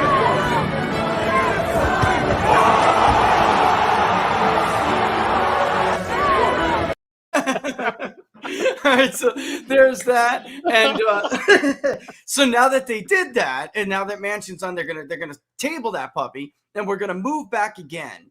And this is the dishonesty. This is why I wanted to bring this up, but also this idea that like they care really what polls say or what some people support. Like they're talking about Ukraine. Well, people support in Ukraine. They're this stance against Russia, when in truth they don't really care about polls at all. They're going to move forward with this effort to federalize elections as just part of their strategy to mitigate damage electorally that they expect is coming.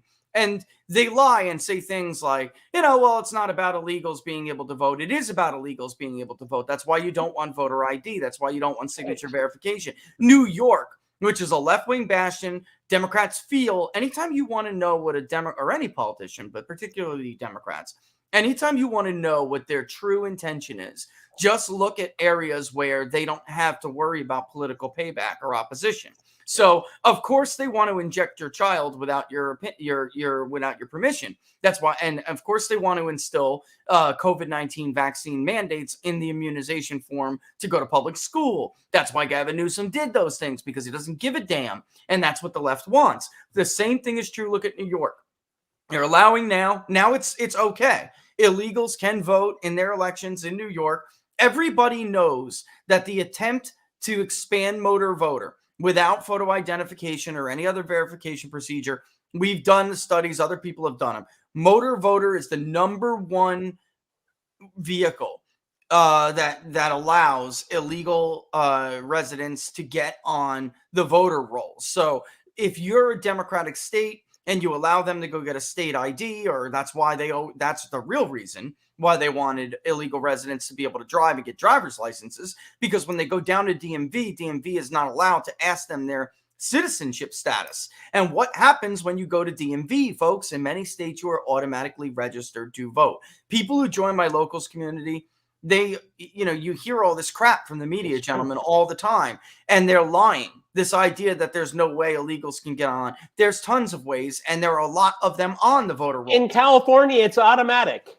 It's automatic, right? In Minnesota, I had a woman in 2020 going through the green card process. She contacted me after watching a podcast because Biden's campaign knocked on her door when she went and got her ID in the Twin Cities. They registered her to vote. And then not Biden's campaign, but Democrats knocked on her door with, do you need help filling out your ballot? And she was like, whoa, I'm illegal. I'm not going to get caught. So what she was afraid of was getting caught and then having her green card process be denied. So what does she do? She calls the People's Pundit. And she's like, what do I do about this just to make sure the Trump administration doesn't pin me and I get banned from getting Yeah, but Richard, the same guy said, don't worry, lady, we'll do it for you. Thank you. Have a good day. Well, and then in truth, in practice, she is right. I mean, in truth, though, Peter, we're laughing, but she's the exemption to she's not the rule. I mean, what the rule would be that they would just do it for them. I mean, that's what really happens. I just put out a couple district-wide voter analysis, and people are stunned because we put it out by age. How many records are this old? How many records are this old? They're stunned by how many people are like 114, 116, 112. And this is with me explicitly trying to exclude the records that the system is supposed to know are dead. They're supposed to know they don't live in that state anymore. They really know. They really were the great generation, weren't they? I mean, incredible. They're living forever. I mean, it's amazing. I mean, and people, their eyes, it's like I never get over them getting red pilled when they join the locals community and realize, holy crap, these people really are liars. Yes, they really are lying. Their rolls are disgustingly filled. I mean, they're not well maintained. Richard, do you remember when Donald Trump was going to reform this voter rolls, and he hired that guy from Kansas, Chris Kobach, and they were going to do that precisely to do something about these electoral rolls that you can't which haven't been updated in I don't know how many years. What actually happened to that? Why didn't that go anywhere? I can actually tell everybody right now because I know the whole inside story on that. So Chris Kobach was supposed to report to the chairman of the Election Integrity Committee that Donald Trump set up. Guess who he appointed the chairman? Mike Pence. Okay. All right. And it just went nowhere. It just went nowhere. I mean, for those of people who really want to know, Mike Pence didn't. I mean, look. He had a lot of duties as a vice president. He was an active vice president for the most part, at least until it came down to brass tacks. He would push the president's agenda, but he didn't do anything that was above and beyond, ladies and gentlemen. All he really did was use his relationships with members of Congress to try to get them on board with what Donald Trump was doing. And he did it for his own purposes. I mean, his own reasons. He did it because he had political aspirations. He did it for other selfish reasons. He did really believe in a lot of the America First trade stuff. Mike Pence wasn't lying when it came to that. He had sincere views. But when it came to stuff like this, he, like his brother, like his good friend Paul Ryan, just thought this stuff was a joke. And it never ended up anywhere. And here is the look, I can tell you, I could poll right now nationally again, and I would get very similar numbers to what I'm about to show people right now. I know it's a little bit hard to see. I'll even zoom in because we have polled so many other states, because we have looked at so many different districts and asked, the same thing. I'm trying to see which way is the best way to get rid of. I guess I have to view back out. So I'll read it. But here is the result of a poll that we did in the spring.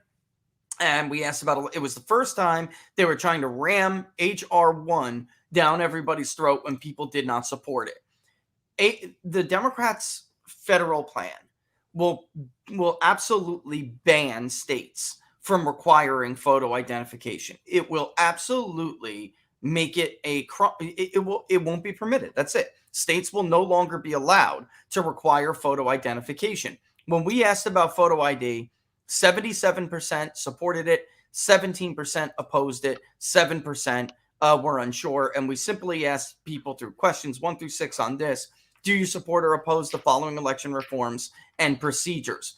And we worded it requiring all voters to provide photo identification to cast a vote. Signature verification was actually higher than photo ID, and or matching of voter signatures to driver's license or the official voter registration card. That was 79%, guys. 14% opposed it. We talk about expanding drop boxes, which Democrats want to do. They basically want to end bans on ballot harvesting because Nevada, Georgia, a lot of these states have bans on ballot harvesting. Clark County, Nevada just ignored that ban. They put a moratorium in place and just allowed people to do it anyway. But other places like Georgia use the drop box to get around their state ban. All right. And without getting into the weeds on it, that was their end round way of allowing third party chain of custody on these ballots. And now we saw, despite Raffensperger's initial, claim that the election in Georgia was the most secure, and his right-hand man, who's a total Trump-hating schmuck. All right. Not a good guy. Now all of a sudden they're concerned about it. Now there's an actual investigation, a law enforcement investigation. Why? Because they're worried about themselves. It was all right when it was against Donald Trump. Now it's his own election that's at stake, so he's worried about it. All right. So we asked people, because Democrats want to expand it. People want 61% said they wanted bans on drop boxes and ballot harvesting. Really, any process of a third party chain did not fare well, guys, with the voters. They didn't understand how you couldn't be, most voters couldn't understand how you could be so stupid as to not realize this is a bad idea. Richard, two questions, okay? The second one is very damning, but the first one is this. Do you have any polling data on, do citizens understand that it is written into the Constitution that states are have the control over their own elections here? Because what HR1 is doing is upending the Constitution in a very, very open and very destructive way. I mean, is there an awareness of that? And number two, where the hell are the Republicans on this? We asked Peter, which is something we'd have to redo because we didn't ask it with that and learning that in mind.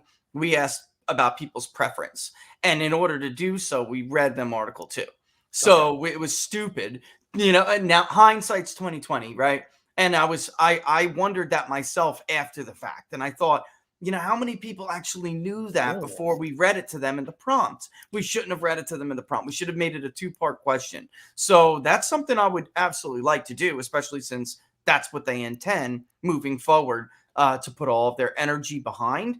And Republicans, there's an article Laura was just reading to me this morning.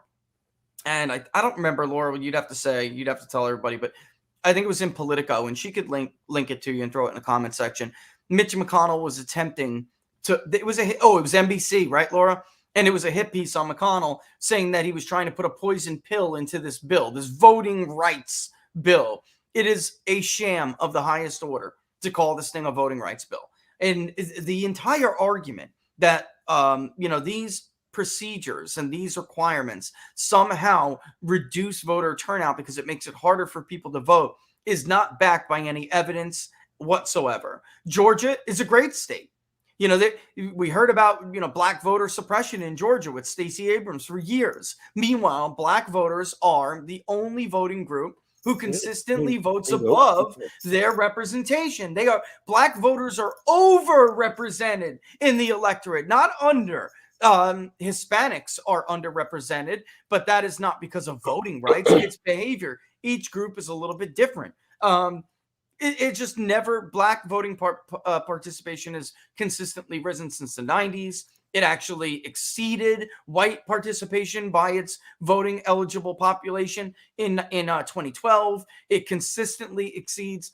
If you're anybody who should be aggrieved, it's Hispanics, but you shouldn't be aggrieved because the system is like, working against you. Your population is not flexing its muscle. So that has nothing to do with the law.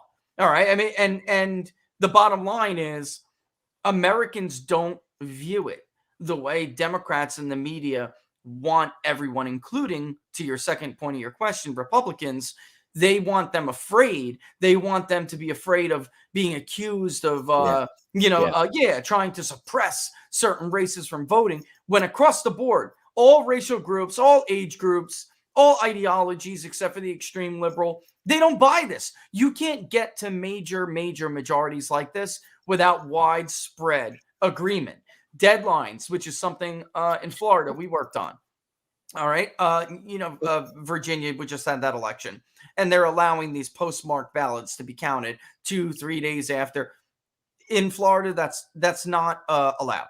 You have until 6 p.m., 7 p.m. to get your absentee ballot in on election day. If not, it will not be counted. We allow officials to basically process those ballots 2 weeks, 3 weeks ahead of time, so that when those come in later on election day, we're not overwhelmed and we can still report our results in a timely fashion. American voters don't see any reason, guys, for officials to still be counting after election day. They don't like it. The idea of late arrival ballots is suspicious to them, as it should be, by the way. 61-21, that went down. So the idea that Fulton County, there's 35,000 more ballots 4 days after the election that, we're still eligible. They don't like that. And in Georgia, we polled specifically on this in Georgia, and it was actually a little bit even higher than it was nationally. So there are real reforms that can be done, guys. Every single thing that they are trying to do and propose makes fraud more likely, makes disenfranchising more likely. And by the way, Rich, HR 1 went down 47-30. But Rich, negative 17. The New York Times, they had that editorial last week. It's January the 6th. It's 6 every day in America. And what they meant was that all these terrible Republican state legislatures are passing voter suppression laws. But from what I can gather, I don't think these laws that these state legislatures are passing, I don't think they're going to address voter fraud, because all of these things that you've just been describing, they're still going to be allowed. They're still going to allow people to be voting and counting after the polls close. They're still going to be allow essentially no proper signature verification. So have the Republican legislatures really addressed all of the problems that came up in 2020? No. I mean, that is the sad, simple answer. In some cases like Georgia, they made it worse. They expanded drop boxes. And the worst part about drop boxes is that they're disproportionately available to liberal areas. So red areas don't have this. Even if they wanted to, look, let me just say it. Even if they wanted to cheat at the same rate, it wouldn't matter for two reasons. One, the availability of these tools it's not as great as it is for Democrats in urban and metro Democratic areas. Number two, the maintenance of the voter records themselves are disproportionately favorable to Democrats. The dirtier the records, the bluer the areas. All right. And in Clark, I always use Nevada, but it's because it's a good example. And so is Pennsylvania. Clark County, Nevada is 70% of the vote statewide, but it's 85% of the dirty records we found on the voter rolls. In Philadelphia and Allegheny County make up 72% of problematic voter records in the state. So, it helps Democrats to have these records at their disposal. So when you have mass mail-in voting with unsolicited ballot requests going out, it can't help red areas as much as it can help blue areas because they don't have the wealth of dirty records to tap into. Richard, I can't help but say it, but I think George will agree with me. So the United States continues to export democracy while democracy shrivels up and dies at home, because that's what I see. That's right. I mean, this is why this moral superiority in the first half of the show that we were like, they used to justify being able to implement arbitrary standards on other nations, which they don't hold themselves to the same standard, right? It's such a joke because, I mean, we had our nation's capital militarized after the president took the oath of office because our regime is not viewed credible. And yet the State Department is still pushing out press releases that accuse others of having, of having illegitimate elections. It's absolutely incredible to me. Meanwhile, while the Canadians, our neighbors to the north, laugh at us. And by the way, these HR 1 did it. The provisions that they're going to try to ram through in this one, they will do it too. 16 and 17-year-olds will be able to vote legitimately or otherwise. And we asked people about that. 67% oppose 16-year-olds voting, 64% oppose 17-year-old voting.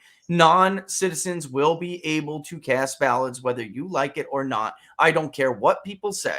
The ballots, once the records are created through motor voter or whatever, gentlemen, we will find after an election, we will conduct some kind of an audit or review, and Laura will, as my witness, you will find them. And 73% of the country does not want citizens presiding. Richard, I want to ask your wife, Laura, a question, okay? Is that okay? Yeah, go ahead, yeah. Okay. Laura, don't you think your husband is in the wrong line of business? I mean, he should get into election fraud. I'm sure he would be paid huge amounts of money because he knows how it works, okay? Let's add her. What do you think, Laura? Do you got a mic? Does she have a mic? Can she speak? I don't know if she can speak, but if not, she can give you a response in the thing. I think she can speak, right? I can speak. There you are. What do you and go ahead, I'll let you just say so the reality of it is it. that they will never pay him because will always tell the truth. So therefore, it would be like really a losing business because nobody wants to do it these days. No. Well, Richard, all I can say is you found a keeper. Okay. Yeah, and she'll tell you. She'll tell you that like Matt Brainer from Look at America is always lamenting how he can't get people to open up their wallets to help with voter registration drives. But when it comes to like find the voter fraud, he found all these donors out there, not the party, but the donors. And Laura, is it not the case that we were like flooded with like people wanted to throw money at us after the election, right? Yeah, they just wanted to throw. Yeah, and we found a lot of evidence, especially from that one person. They were really gung-ho, and a lot of people hated us. They didn't want to hear it, especially we had a private investigator who's a fraud specialist look into to back up our information. So we triple checked everything, and they were not thrilled of the evidence that was presented. Because it meant that they had to do something about it. And they don't have the political stomach, which I know is something that's going to drive Peter nuts. But because he always says, what about the Republicans? Will it even matter if they take over the House? They don't have the stomach for this. Yep. They don't. They're cowards. I hate to tell you, they're cowards. We gave them multiple states on a silver platter and told them this is where you need to look. This is what you need to do to close these loopholes. It was all low for the most part. People want to talk about machines and stuff, but it was good old fashioned trickery. And, it was just exploiting where the system gives you opportunities to exploit. And what we initially went after was change of address flags, right? Deceased records, even if you're residing in the U.S. legally, but you are not a U.S. citizen. And you went down, like I said, Minnesota was a real offender of this. So was, California is just third world. California is third world. That district that I showed you before, before you go, Laura, that district that I showed before to the guys, the result, how many people over the age of 105? I don't even remember, but right? How many people were on those records? Well, there was like what 10 people that were 114 or older. Yeah. And I'm like, But there was like, and this is not a big district, guys. So when I tell you there's like 50 people who were 106, 109 who were 107, Well, and it's like the dead have a voice too, Richard. Come on now. LBJ would be so proud. He would be so proud. His vote still counts. And these are the people who are deemed legitimate by the system. So, like, they haven't been caught yet. So we are actually, in order to poll, we're automatically excluding people that we know are dead. This is what I keep trying to tell everybody about the change of address system. And same thing goes with deceased. It lags significantly. So if I know you're a change of address, it means I'm missing 5 or more of people that I don't know yet don't reside there anymore. Because when you move, you move from Florida to North Carolina, you don't call the secretary of the supervisor of elections in your locality, your prior locality. And you don't say, hey, look, I just moved. I'm no longer eligible to vote in Florida. Can you please remove me? You don't do that. The truth is the system is lucky if you put a change of address request in, because if you do, that's when I flag you. And even still, it gets through. It happens, which is why this idea that you would pump out all of these ballots was really stupid, because you'll get things like this in California. This is one person sending me all the ballots that arrived in this address. They don't live there anymore. Here's another one in Macomb County, Michigan. They don't live in his house anymore. And I just have those two loaded up because Don Smith and I were talking about it on a show last week or 2 weeks ago. And I uploaded them while we were actually talking.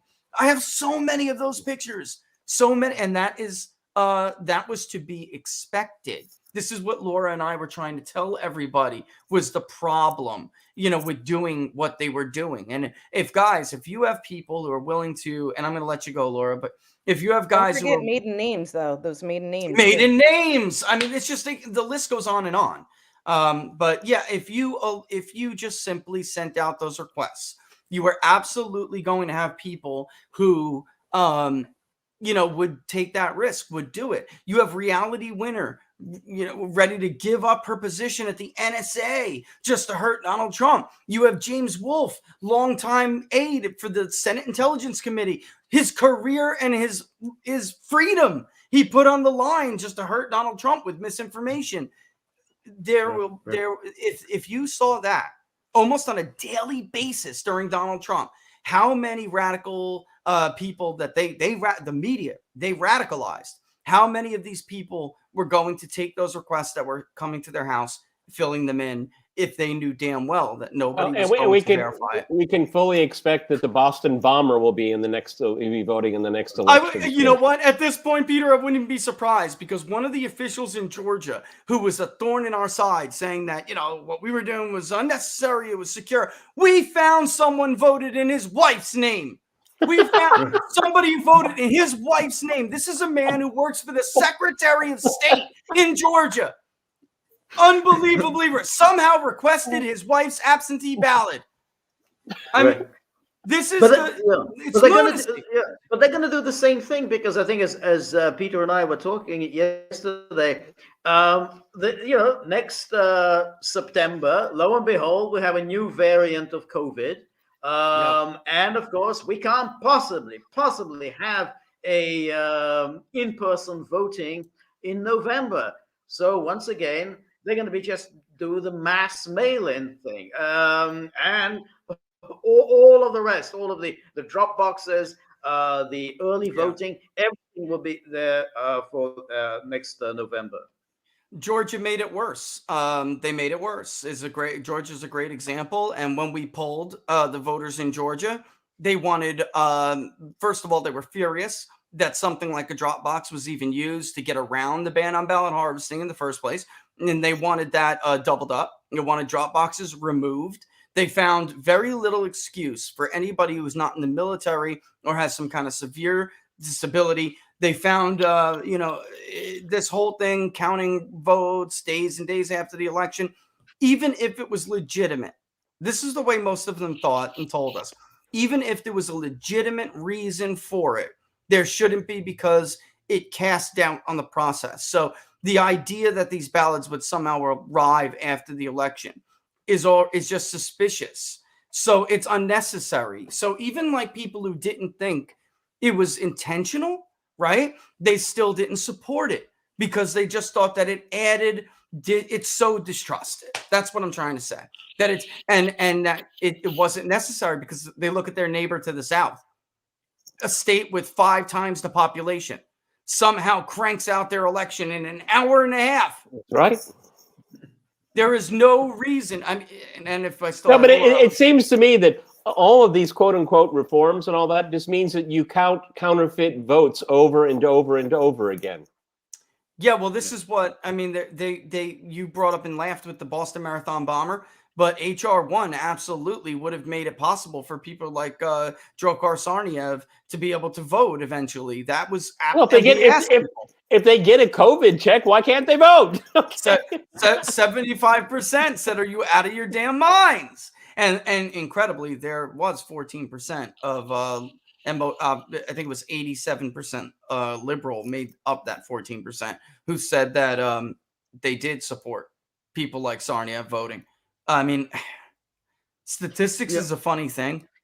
Yeah, and what's actually amazing is how the media play this, because the media will say, "Oh, there's so little fraud. It's infinitesimally small." But of course, what they do is they count the number of times somebody is actually prosecuted and convicted, and then they say, "Oh, well, that's the only fraud that exists is the time when somebody is actually convicted." I mean, the fraud was just so egregious. They're so full of crap. It's like saying, the only crime that exists is when somebody is actually convicted of a crime. No other crime. No, it doesn't exist. So, it's the way they, count the slip. But the only illegal immigration is the only ones they catch.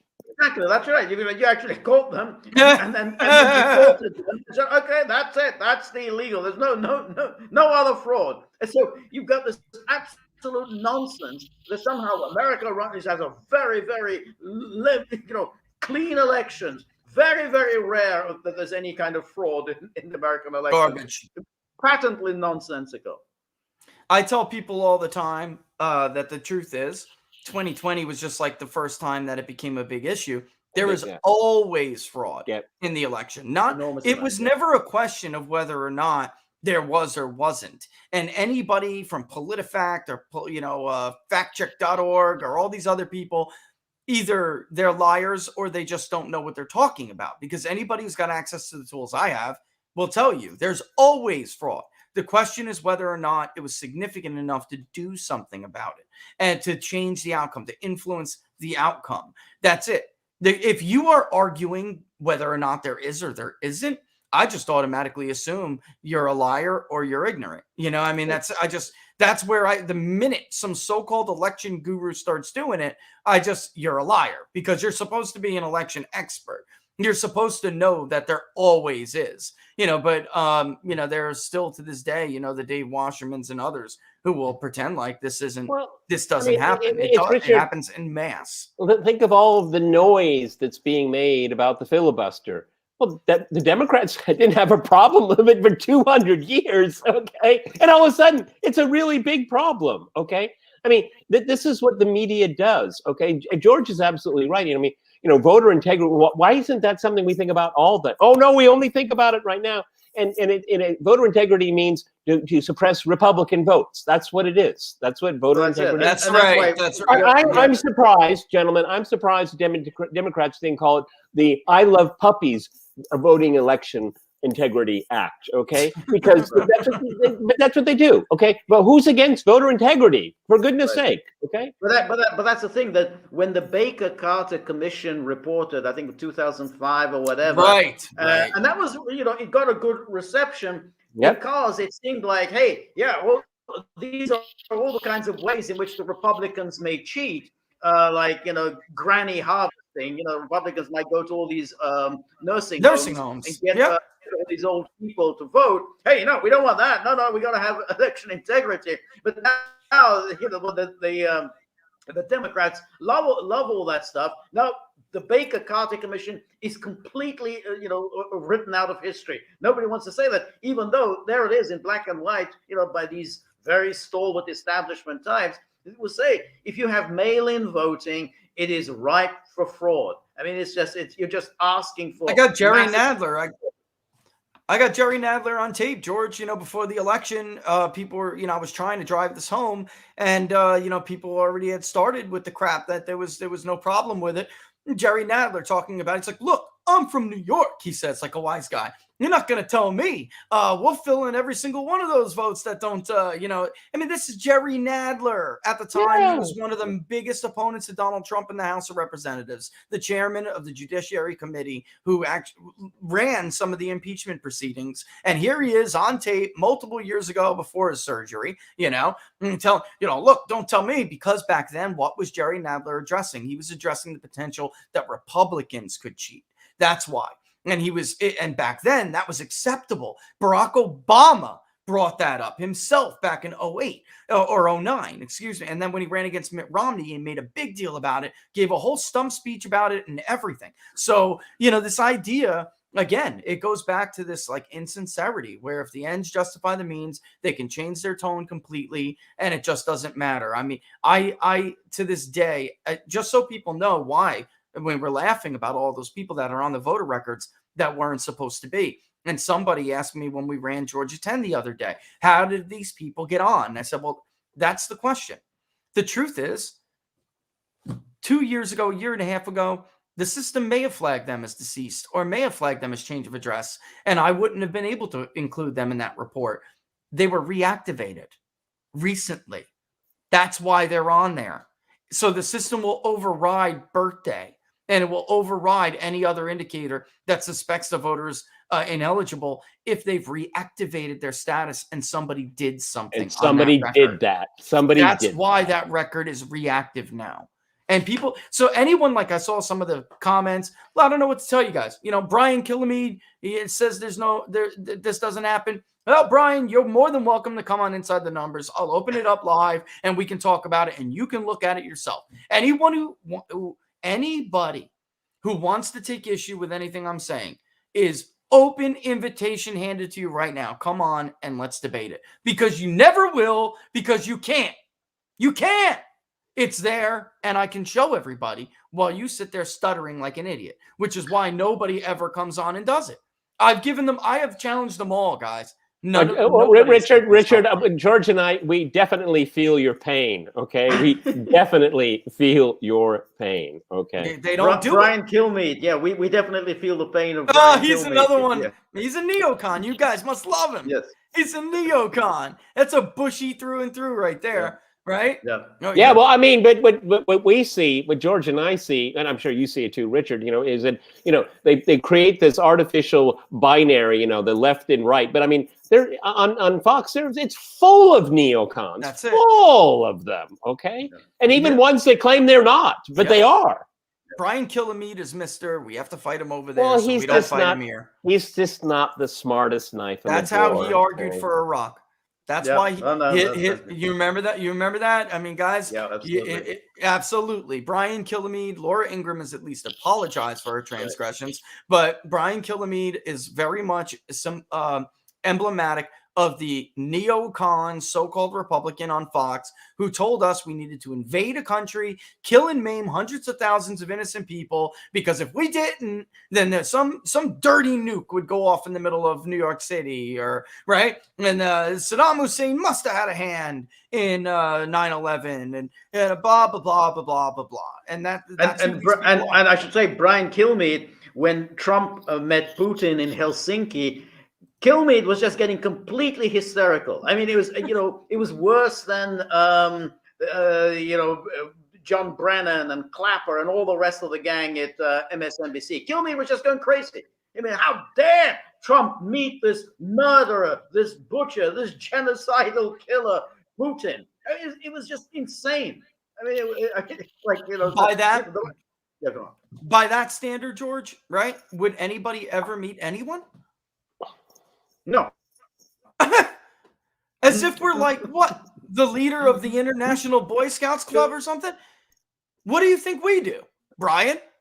What do you think we do? That's why everybody hates Julian Assange, because he told everybody how many innocent people we murdered on accident, supposedly, and then lied about it and covered it up. Yeah, Joe Biden just murdered a family in Afghanistan. What are you talking about? But what, unfortunately, I have to leave pretty soon because I have to get ready for crosstalk tomorrow. But I mean, it's, you know, George and I were discussing yesterday Anthony Blinken's horrendously ridiculous bashing. I mean, this guy just went off the, you know, off the wall here.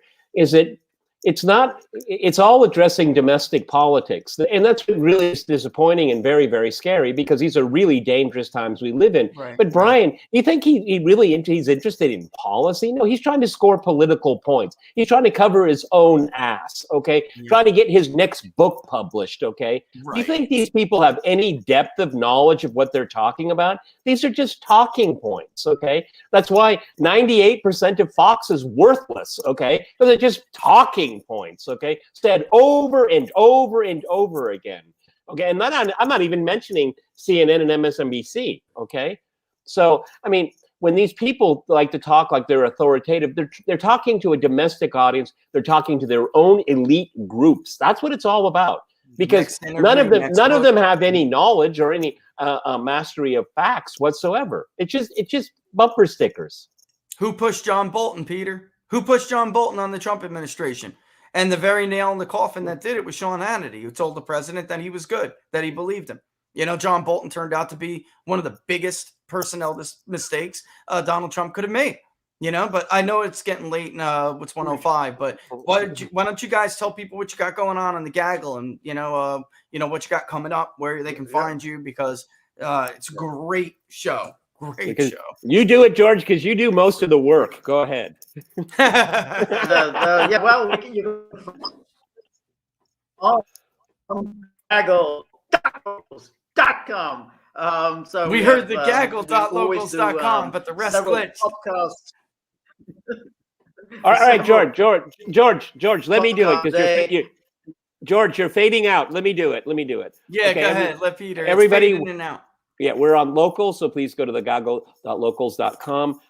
George and I almost every single day do more than one podcast. On Saturday evenings, 12 Eastern, we do a super chat on YouTube. We don't know how long YouTube will allow us to continue to do it, but we do it.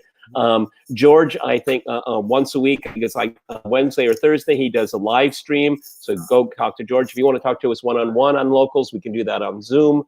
We have a store, the Gaggle store, and that little chihuahua that I hold all the time. He's our mascot. So, you know, buy lots of Buddy merch. And George and I are not against you filling up the tip jar. We have nothing against that at all. Okay?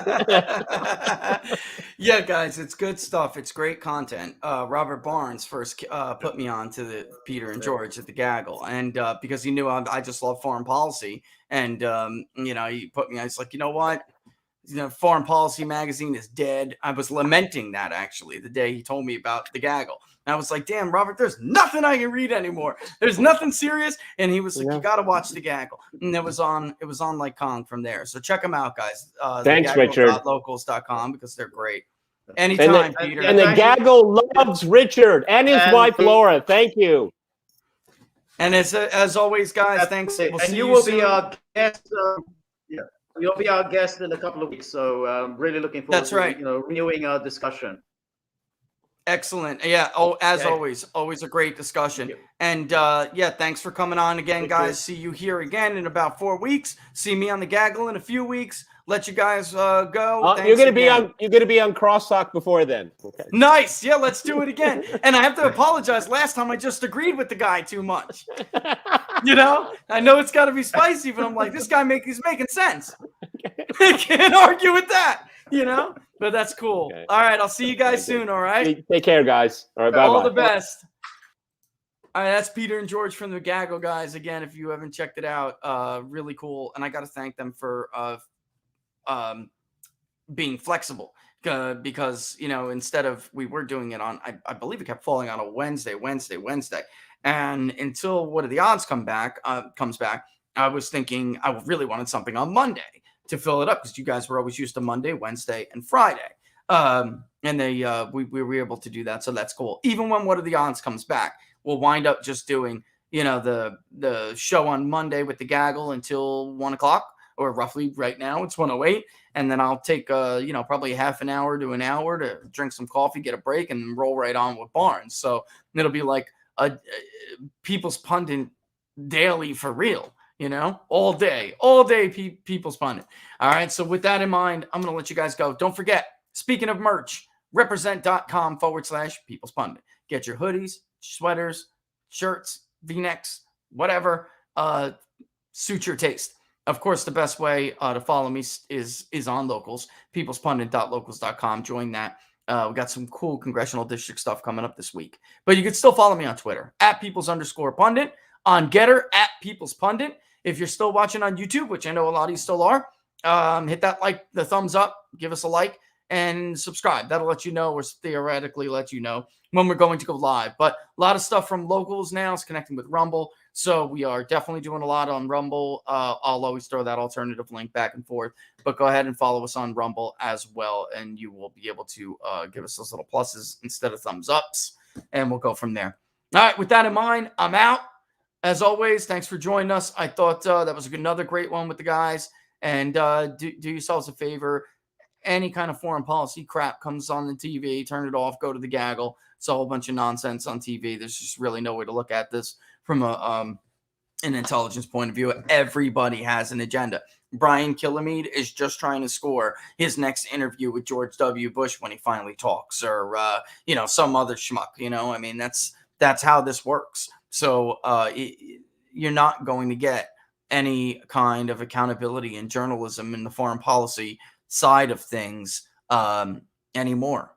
I'm sorry, but it's true. It's one of the things I lament quite a bit. Foreign policy has been for a long time the most dishonest issue in media debate, and has been for years. Now everything is, but there's no issue where there is such a difference between those who know what they're doing, even academia, and those who are in charge and create policy and implement policy and craft. It's just crazy, which is why it's been a mess for a really long time, and why it doesn't look like it's going to get any better. And it's sad and scary and concerning, because we are in such, like Peter said, we are in incredibly dangerous times, and it's not something we can afford to have these people and their Alice in Wonderland worldviews, dictating the policy the United States follows. It's dangerous. All right.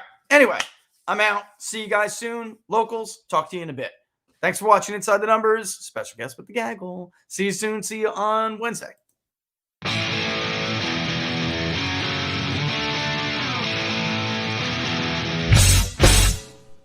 How much you wanna bet that I can get you back inside your head before the summer ends, and spread a little love? Just for a little fun, I'll make you come back to me before the rise of every sun. Baby, it's meant to be. I know you got a man, but he don't understand. You're gonna be a heartbreaker. You're such a love taker. So just suck me in and you can toss me like a cigarette. 'Cause I just wanna be a bad habit, yeah.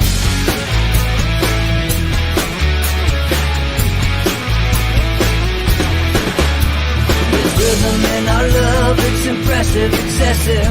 You can't make this stuff up. My chest beats is restless, wakes the neighbors up above.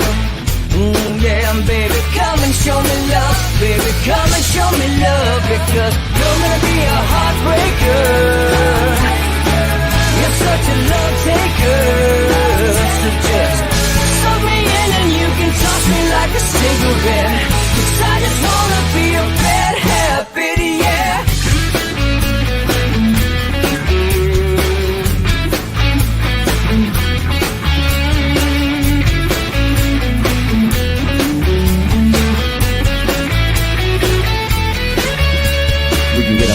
Take a one one-way ride, steal us away to find a place we can hide. It wouldn't take much to disappear for a night, just to give in to the need and leave it all behind. Cause I know that you know that I know that you want me. You told me, now show me, come blow me away. Cause I know that you know that I know that you want me. You told me, now show me, come blow